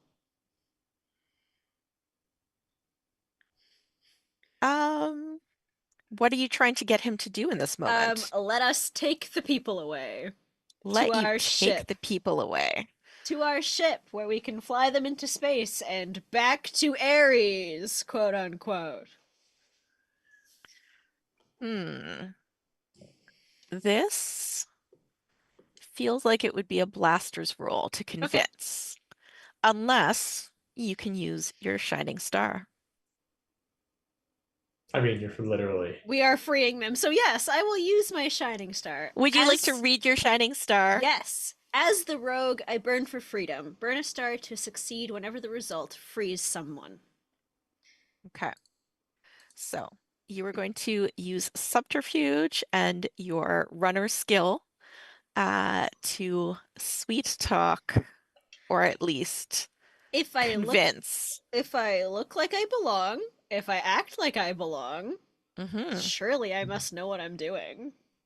So tell me how this, we'll say, lieutenant-esque, for the purposes of just giving it kind of a rank Yeah.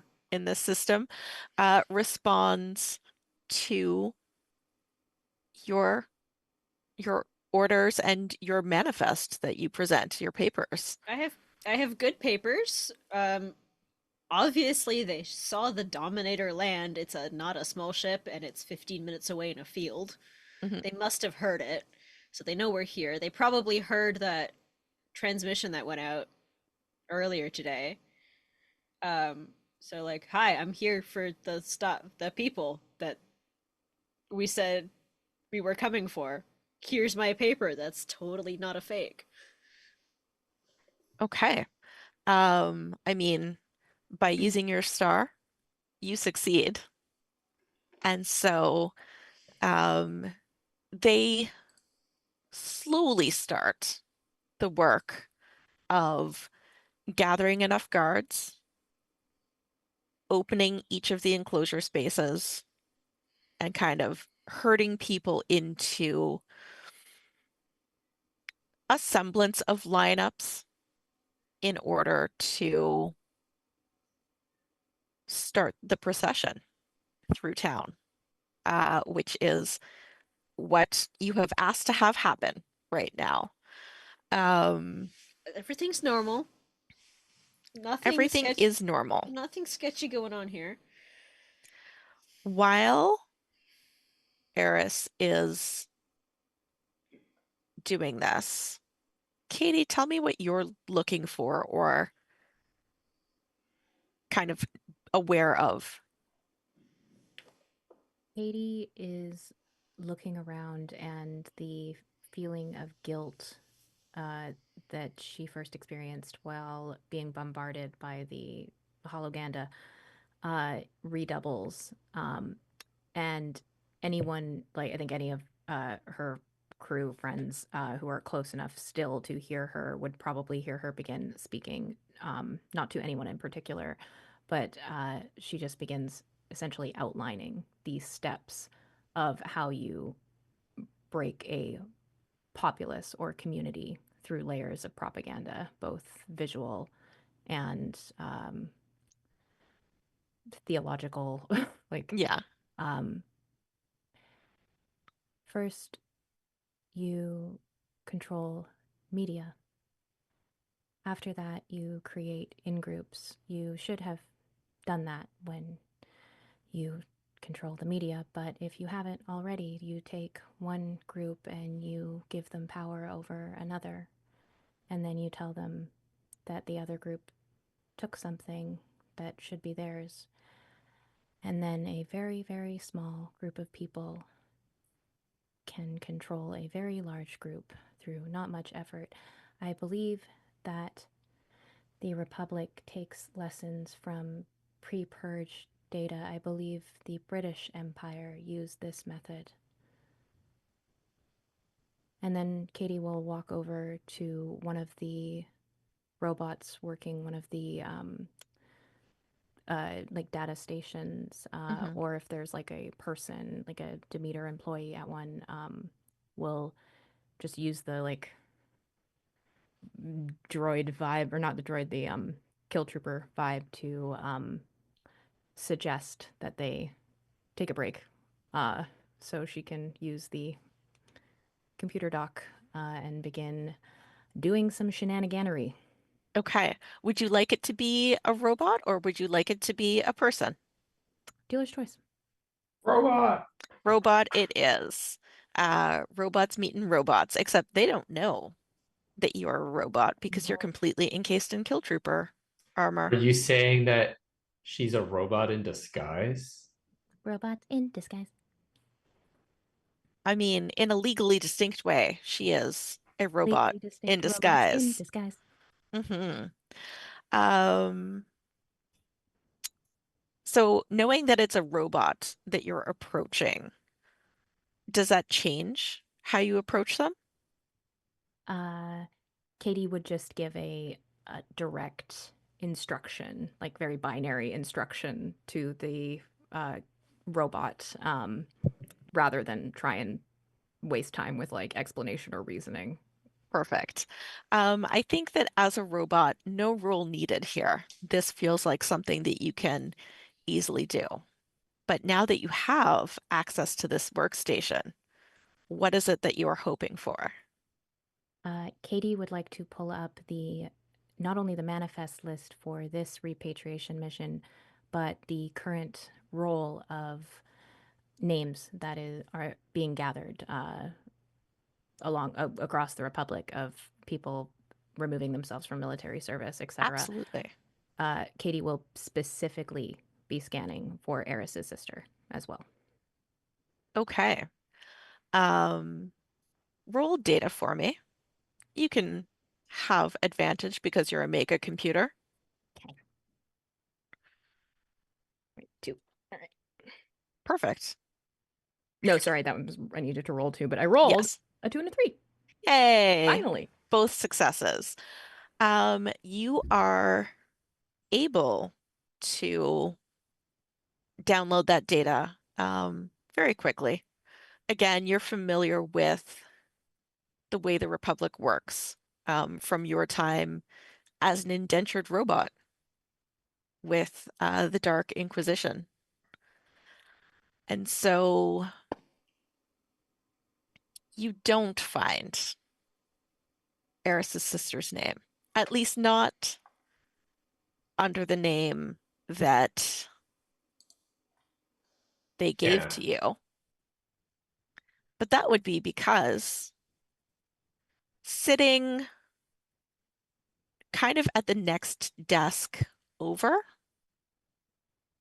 in a Demeter Corp uniform, No. You didn't. you recognize someone that if you weren't a robot, you would have to do a double take because it looks exactly like the same person as your crewmate.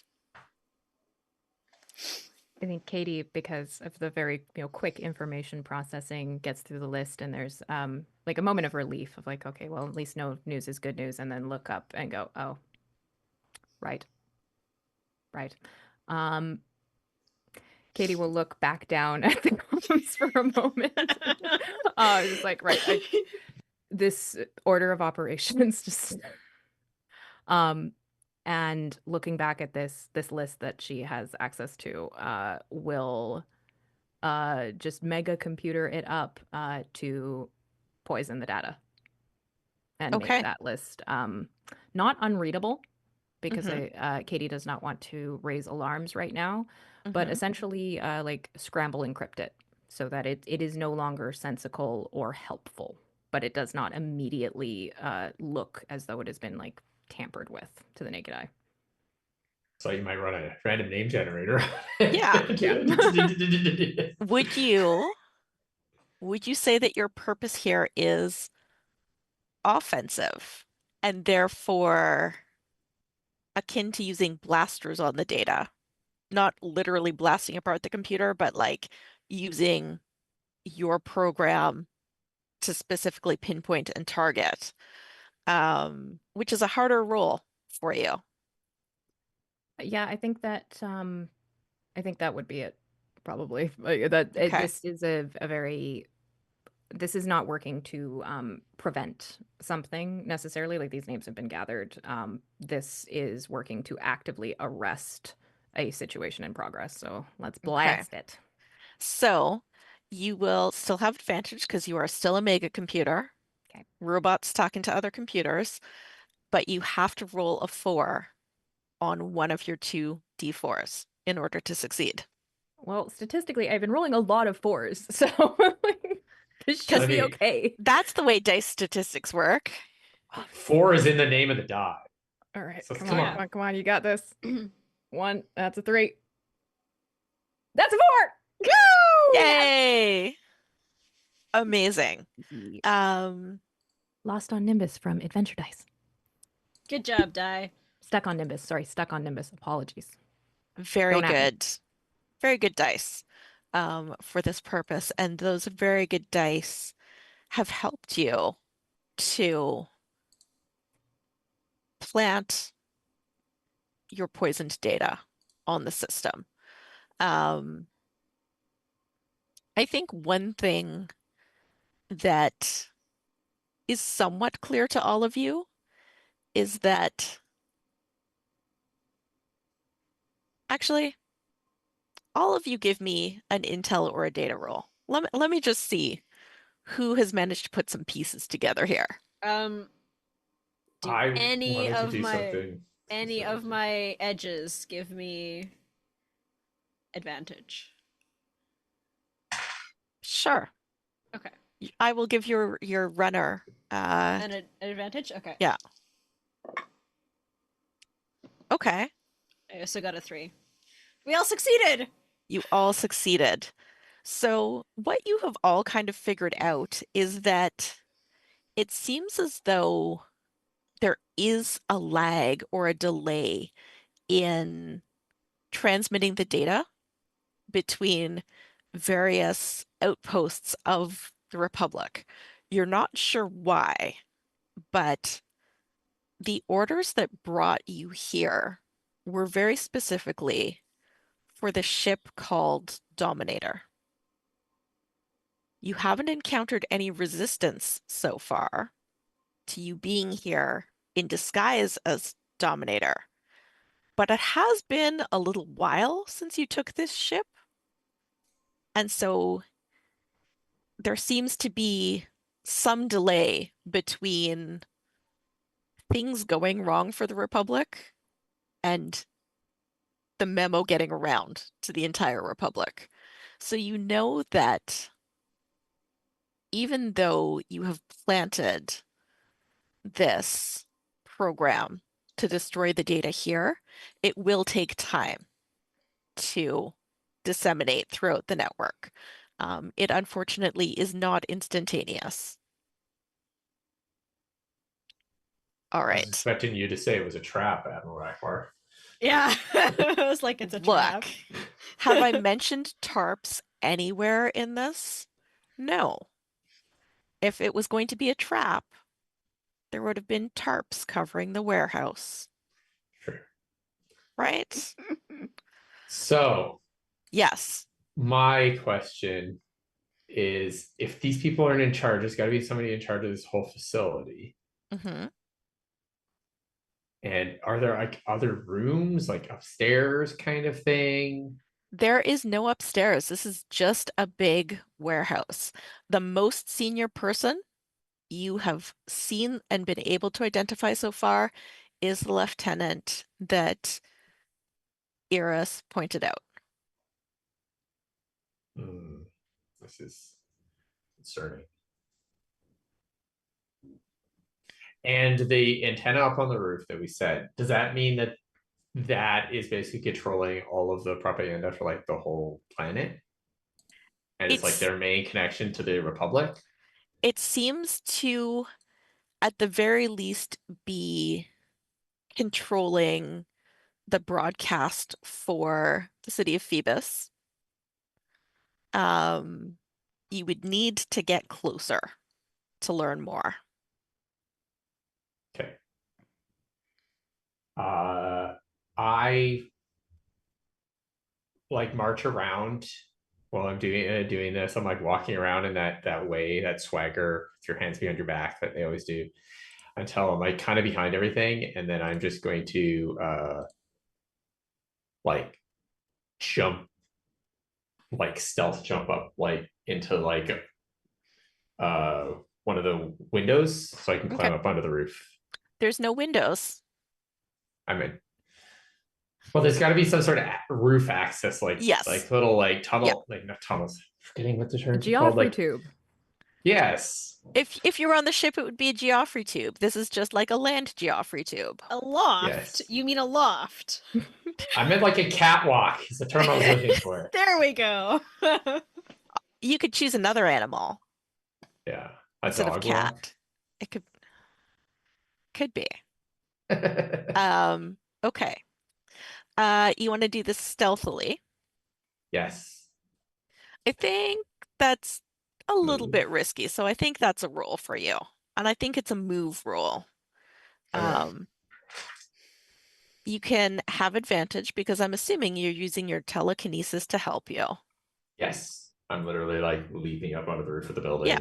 or onto a catwalk, and then onto the roof. Yeah. So your 2d8s, you need to roll a 3, 4, 5 on one of them. I rolled a 2 and a 1. Well, Good job. how much have you practiced jumping in the past? Sword master, I do it. sword fighter, telekinetic. I do it all the time. I would have been jumping across his town if we hadn't been in disguise. It's like my thing. Jumping is your thing.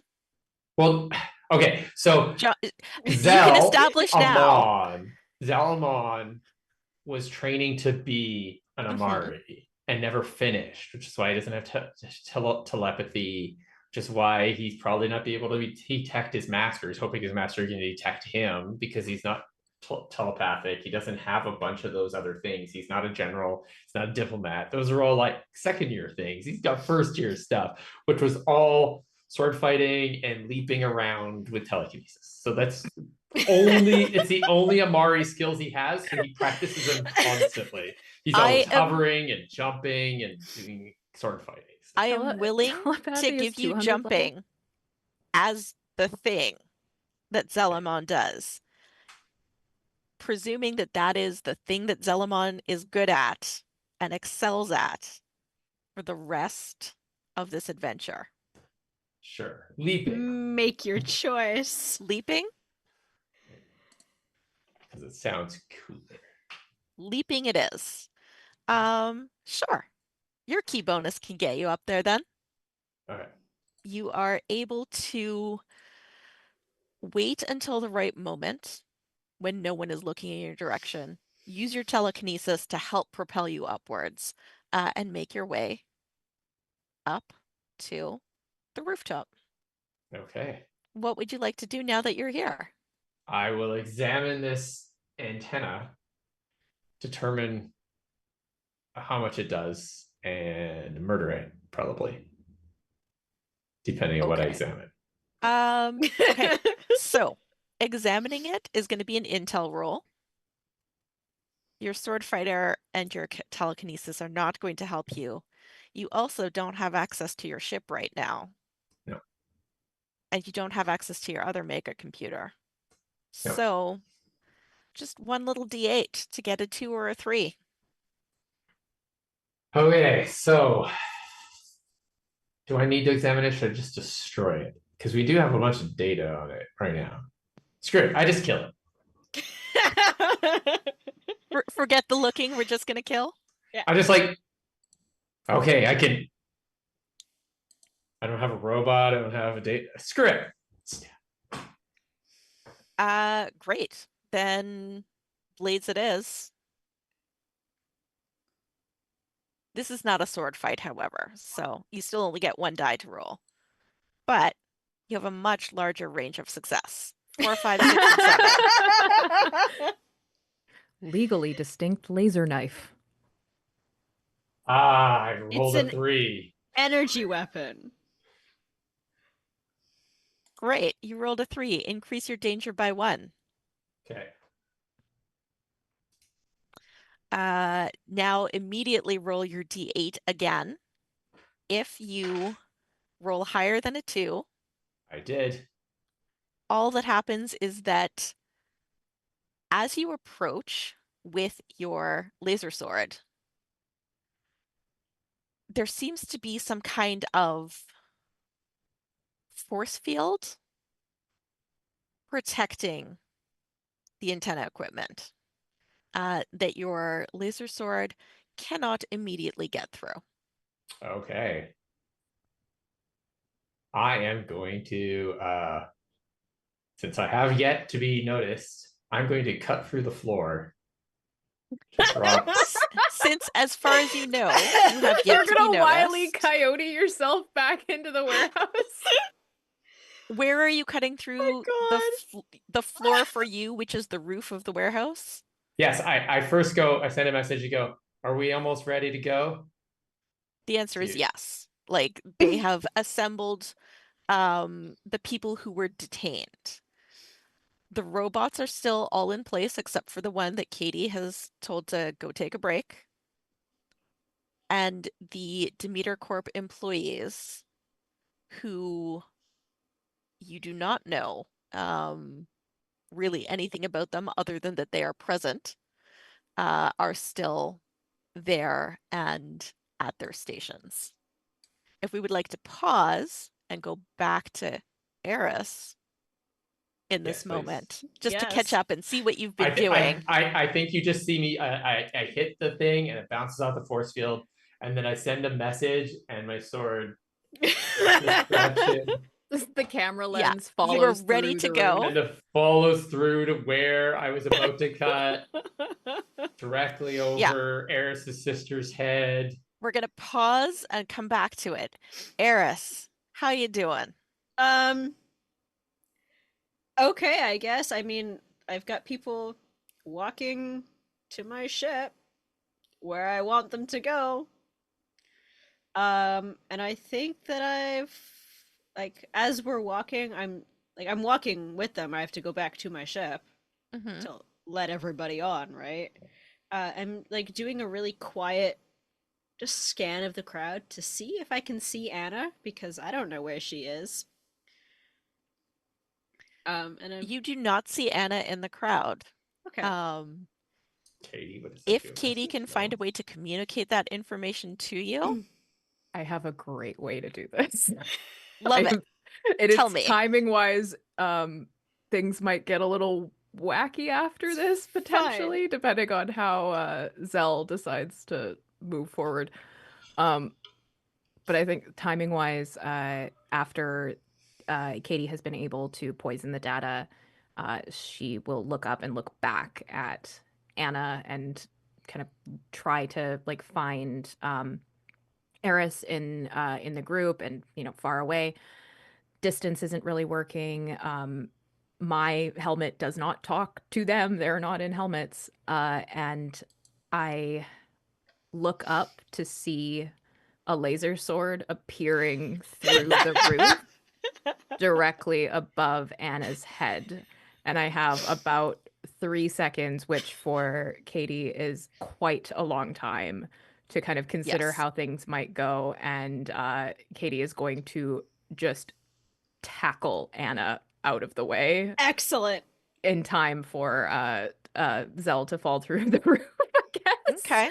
Sorry, drop gracefully through the roof. Let's see how fast you can move. Yeah. let's Roll do this. me a I'm super move, fast. which is just your D4, and you have to get a 3 or a 4.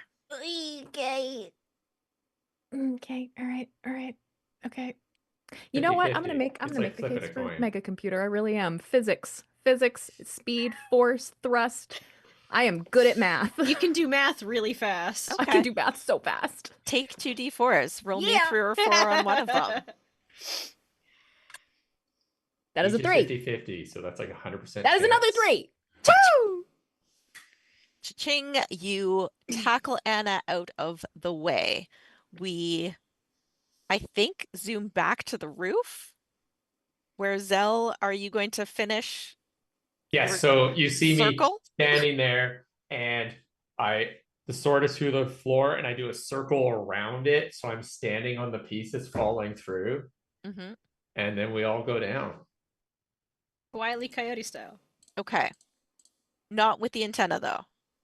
No, me and the antenna. Oh, I'm you and the together, antenna. using Okay. the antenna's force field, hopefully, to cushion my fall. To cushion your fall? Hmm. Give me a move roll. It's This just the feels most like dramatic way of doing it, so that's why I'm doing it. absolutely. This feels like move unless you can convince me on blades. I'm using telekinetics to keep this fall going, so I wanted that's how I'm gonna cushion my fall for real. But Okay. 2 dice, 2d8, 2d8, and I needed a. 3, 4, or 5. I got a 4 and an 8. So There we go. Since you have rolled your ultimate number, and it would not have been a success, I will let you know that we are out of the light and into the twilight of the balance. But luckily, your advantage gave you a 3, which is a success. So you land, cushion your fall. Do you want to do some kind of like cool somersault and or jump away from the falling antenna as you land? I think I do a leap away from this thing and immediately start just killing kill troopers.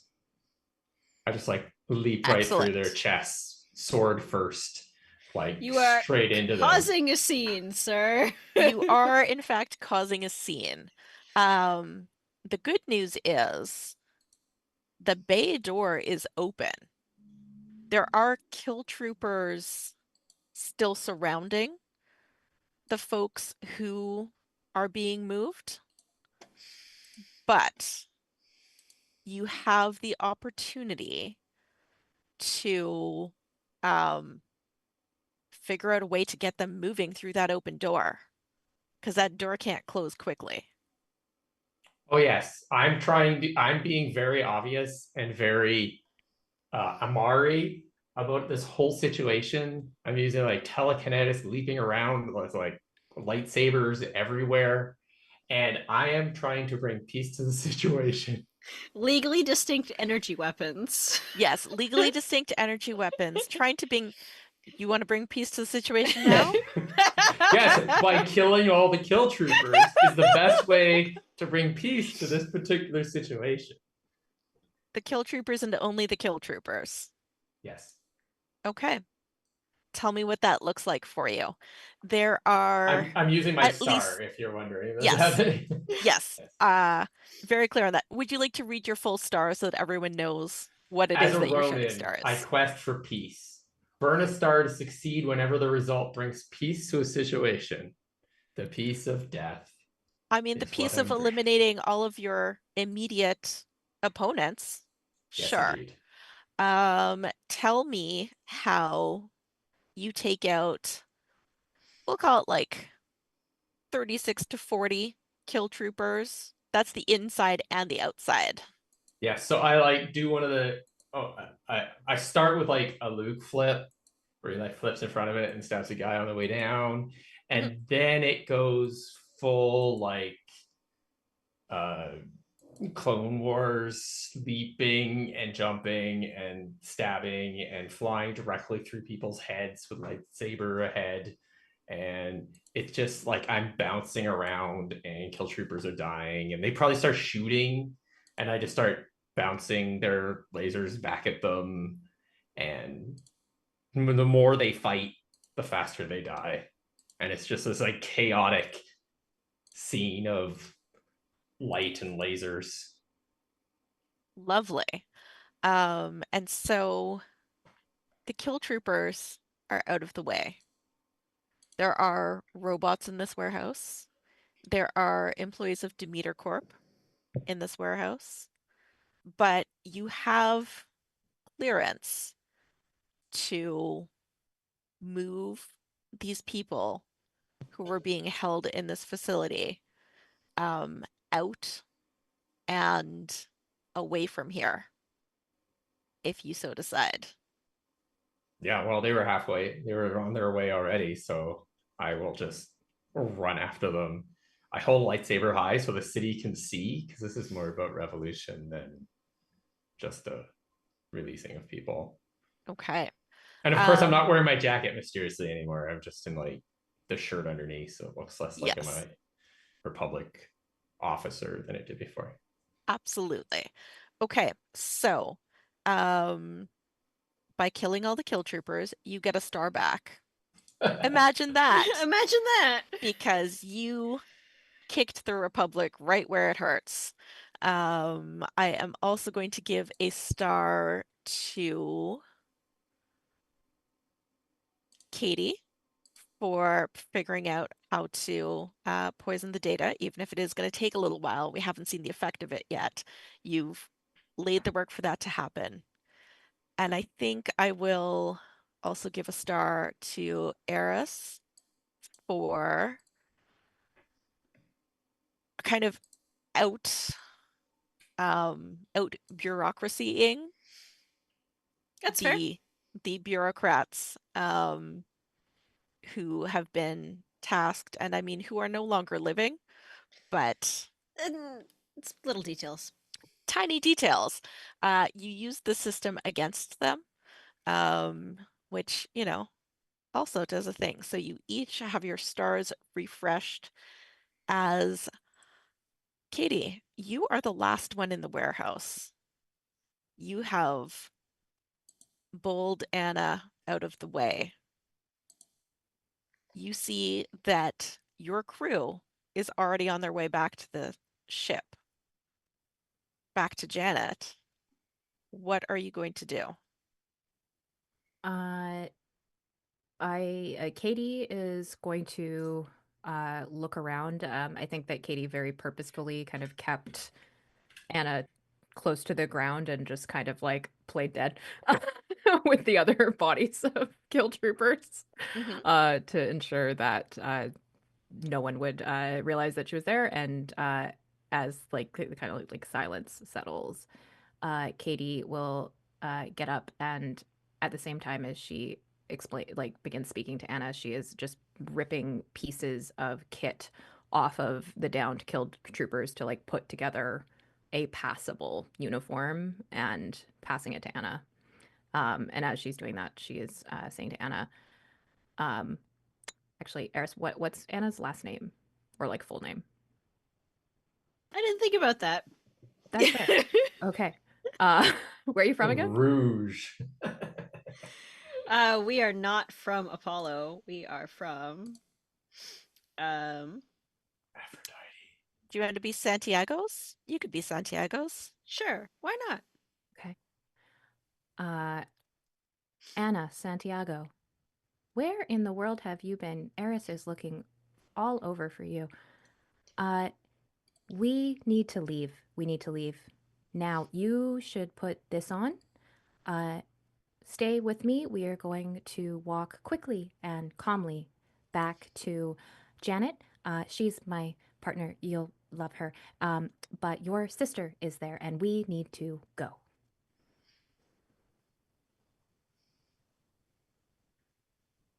I think I think this is something that you are not particularly good at. No.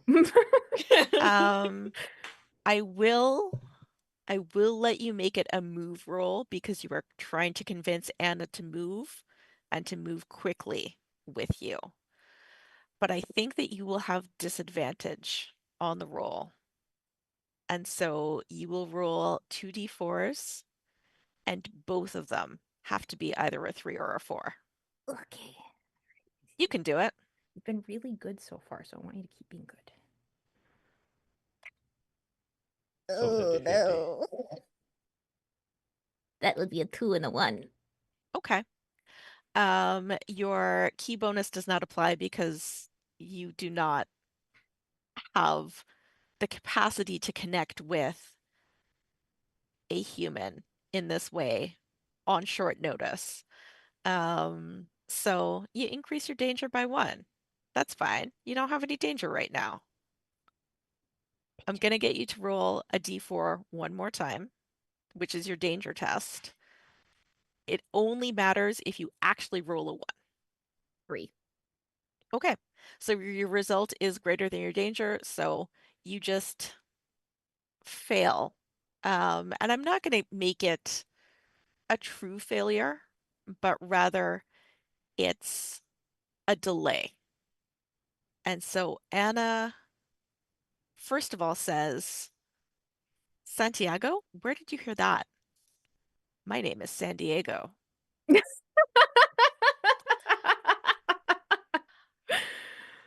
And she equivocates for just long enough that the two of you will have to hustle to catch up with the rest of the group.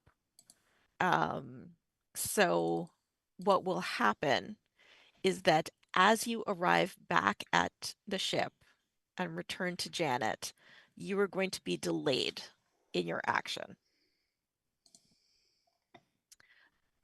Zell is able to catch up because of leaping, because you're good at jumping, as we have established. And Eris, you were originally with the folks who were being led. I think that Zell also, when you catch up, because you had burned your star earlier to kind of rid the situation of kill troopers, you're able to deal with the remaining few who are there. Do you tell them to pick up the pace? All the people? Yep.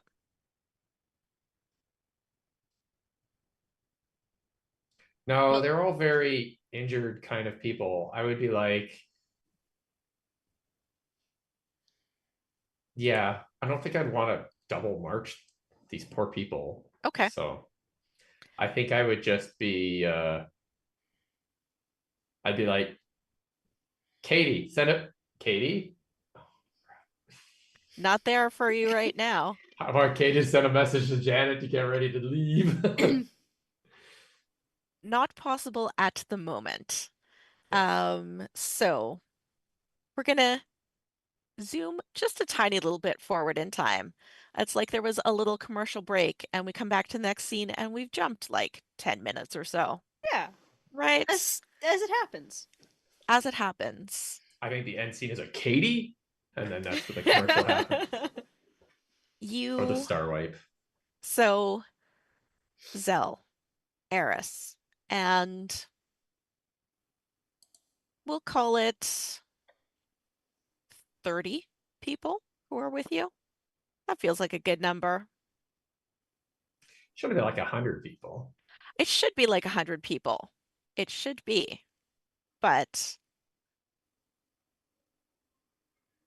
I mean, do you feel heartened by the fact that the number is lower than you expected? No, I feel worried that the number is lower than I expected. Okay. Lovely. As you arrive back at Janet, the lighting darkens, dims, focuses in on the ramp that you would all have to go up to get back into the ship. And on that ramp, you see a silhouette, Uh-oh. very tall,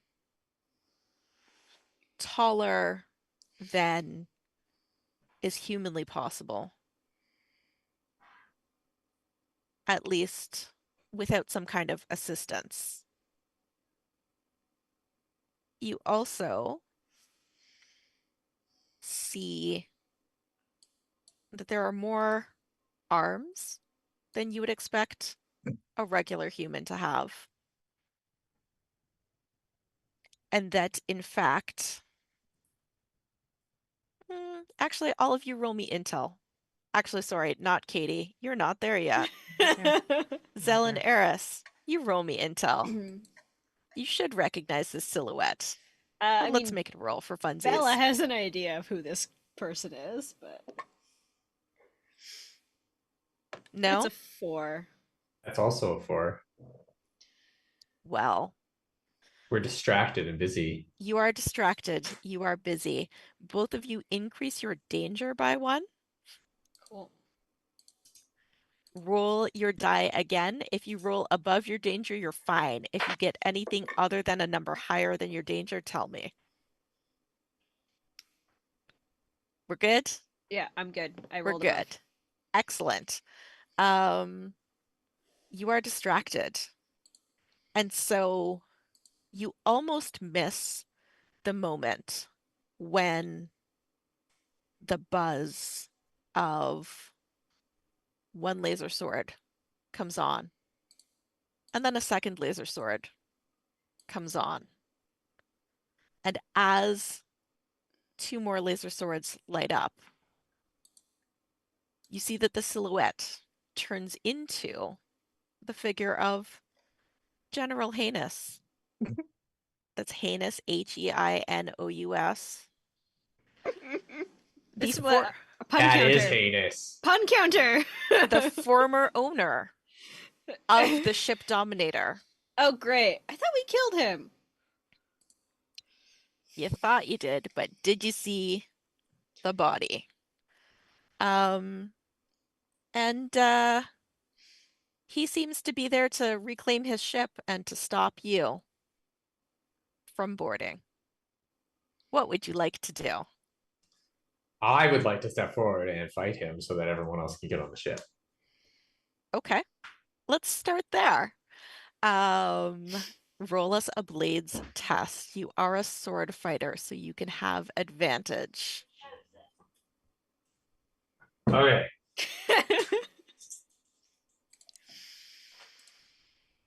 I rolled a 2 and an 8, Well, neither of which succeed on blades. neither of which succeed on blades.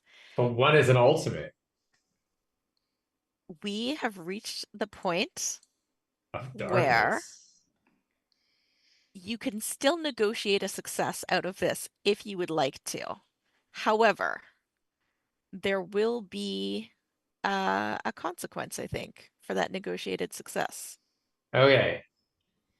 So I think it would be most interesting if I leap forward and I clash blades, because he pairing all his blades, and he is totally winning because he's got like way more blades. But I managed to draw him away from the ramp, and so everyone can run on the ship. As you draw him away from the ramp, um, Eris, are you going to Should I raise my start danger? start getting people? Yes, please do raise your danger. I am going to start getting people through the doors, but I'm going to hang out by the doors until I can attempt to get a clear shot at the back Perfect. of General Heenus. And Zell, would you like to roll me your danger test as well, since you increased your danger by 1? I succeed. You still succeed. Yep. Lucky you. I got like Um, 50-50 on danger now.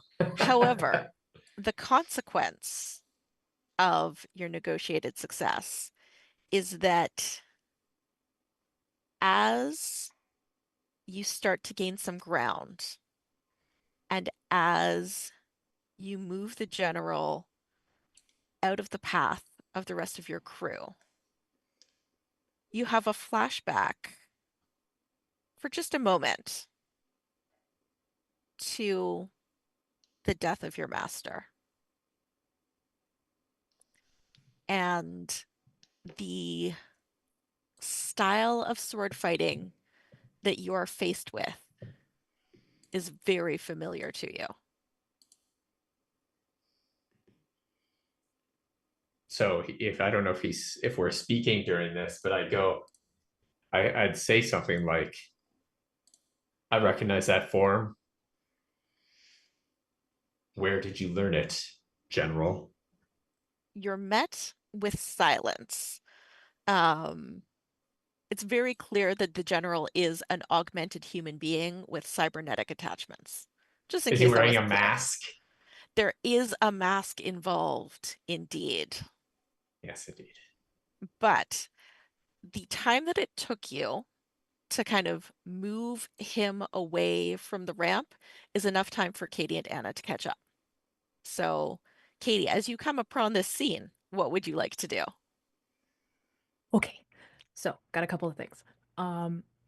As we were hustling through the fastest route that we could make it, I want to say that Katie, who had gathered all of that information earlier about the where everything is housed with the hologanda stuff, when she poisoned the data, she also inserted something that's a little bit of malicious fun and is essentially glitching out the holograms of this like guy, Yar or whatever his name is, um, emperor person. The Yeah. holograms, yes, are Emperor Eron Killstar himself. So now it's like a fan edit essentially. So it's now just him saying ludicrous things, being like self-deprecating, fart noises, just really immature, dumb things that will be on a loop until they essentially just self-destruct after we leave. Love that for you. Yeah. And so as we are approaching, she has been kind of coaching Anna on how to like get through the guards if any are there, because for Katie, plan is still on track. We're leaving, we're Yes. supposed to be leaving, things are fine. So as the laser fight comes into view, um, Katie is going to like pause for a moment and then kind of grab Anna and like rush forward up the ramp, kind of shove her at Eris. Just in passing, kind of like jetting up the ramp and into Janet. Kind of, that's your sister, and What? What? begin Ah! communicating to Janet and getting pre-launch going, just getting as much moving Perfect. as possible. Okay. Yeah. Pre-launch is going. Eris, what do you do in this moment? As a kill trooper is thrust at you by your crewmate, Katie. Well, I assume it's not a real kill trooper because Katie wouldn't do that. Katie hates I did those. actually say that's your sister. That's Yeah. your sister.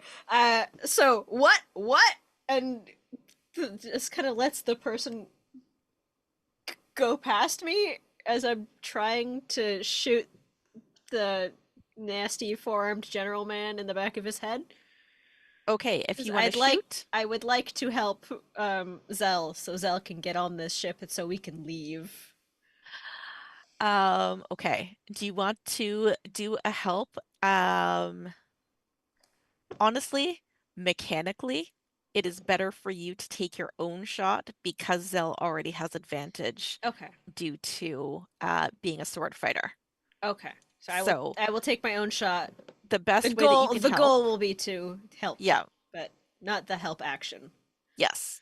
So roll me some blasters. Just have one dice.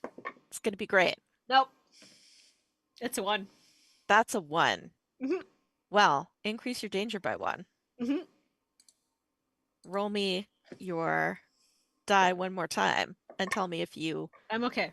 Okay. All right. Everyone's okay. But in this moment, Zell, you can hear the whine of the ship's engines as the pre-launch sequence starts. You can see Eris standing there at the top of the ramp, waiting for you, hoping that this will be as clean a getaway as you can all make it.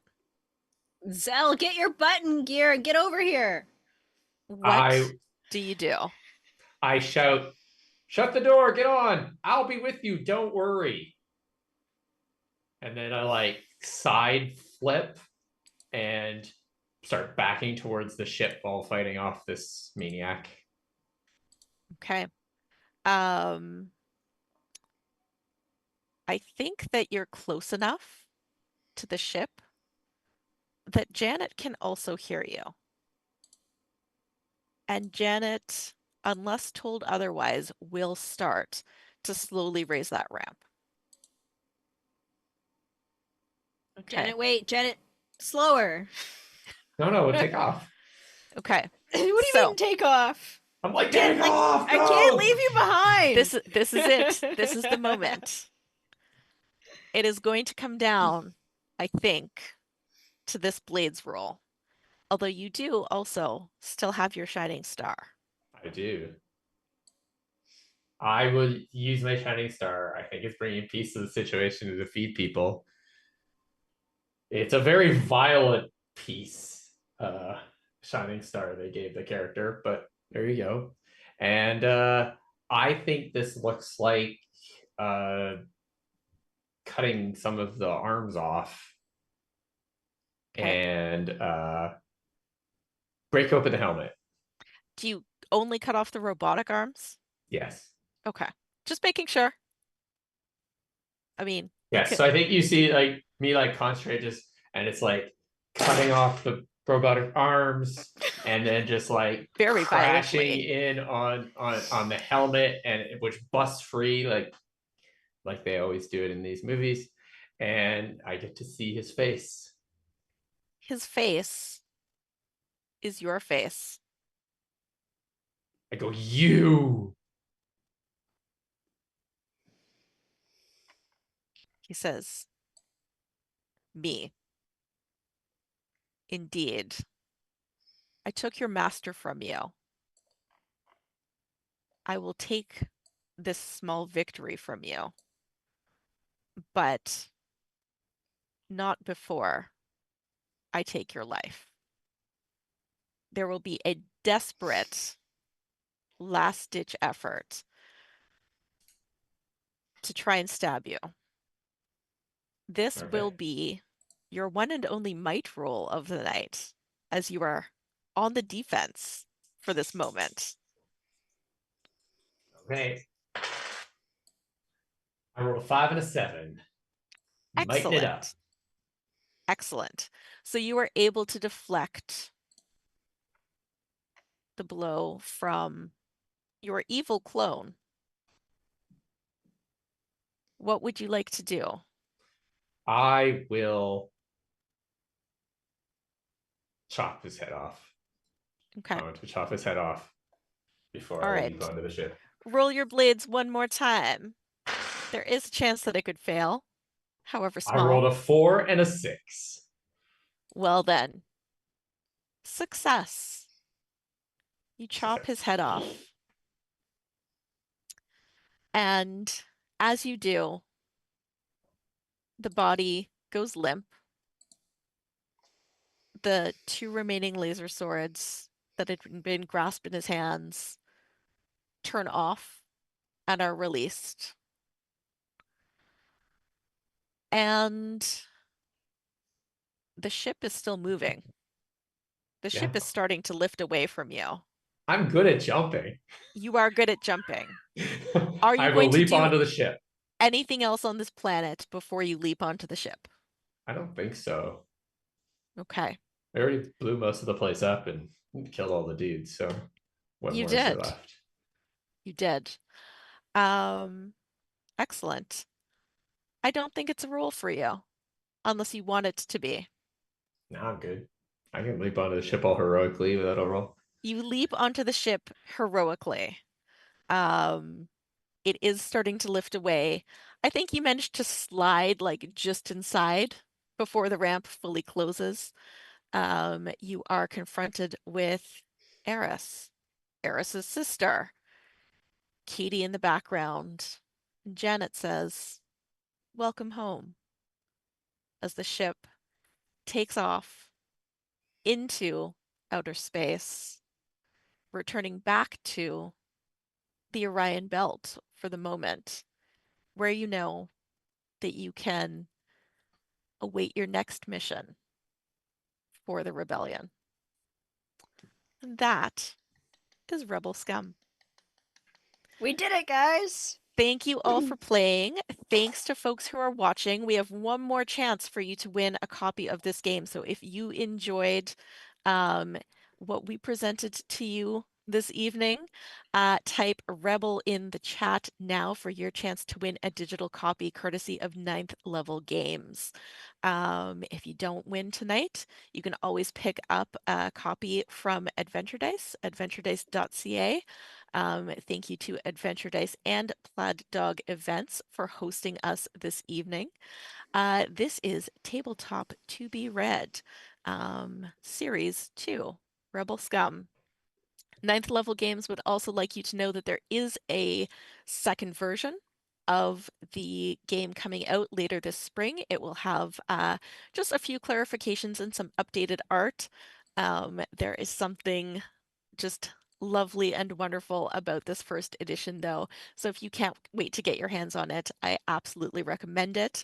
They are also currently running a Kickstarter for Zine Quest, And that game is Starley Davidson, which is a TTRPG of tarot, motorcycles, and the power of self-healing.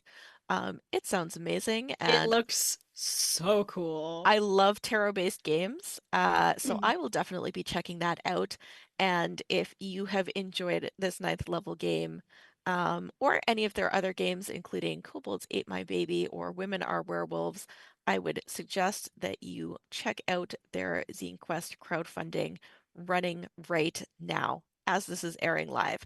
Not sure when this is going on YouTube, might be a little bit over, but still, anytime that you see this, go check out Starley Davidson, ninth level games.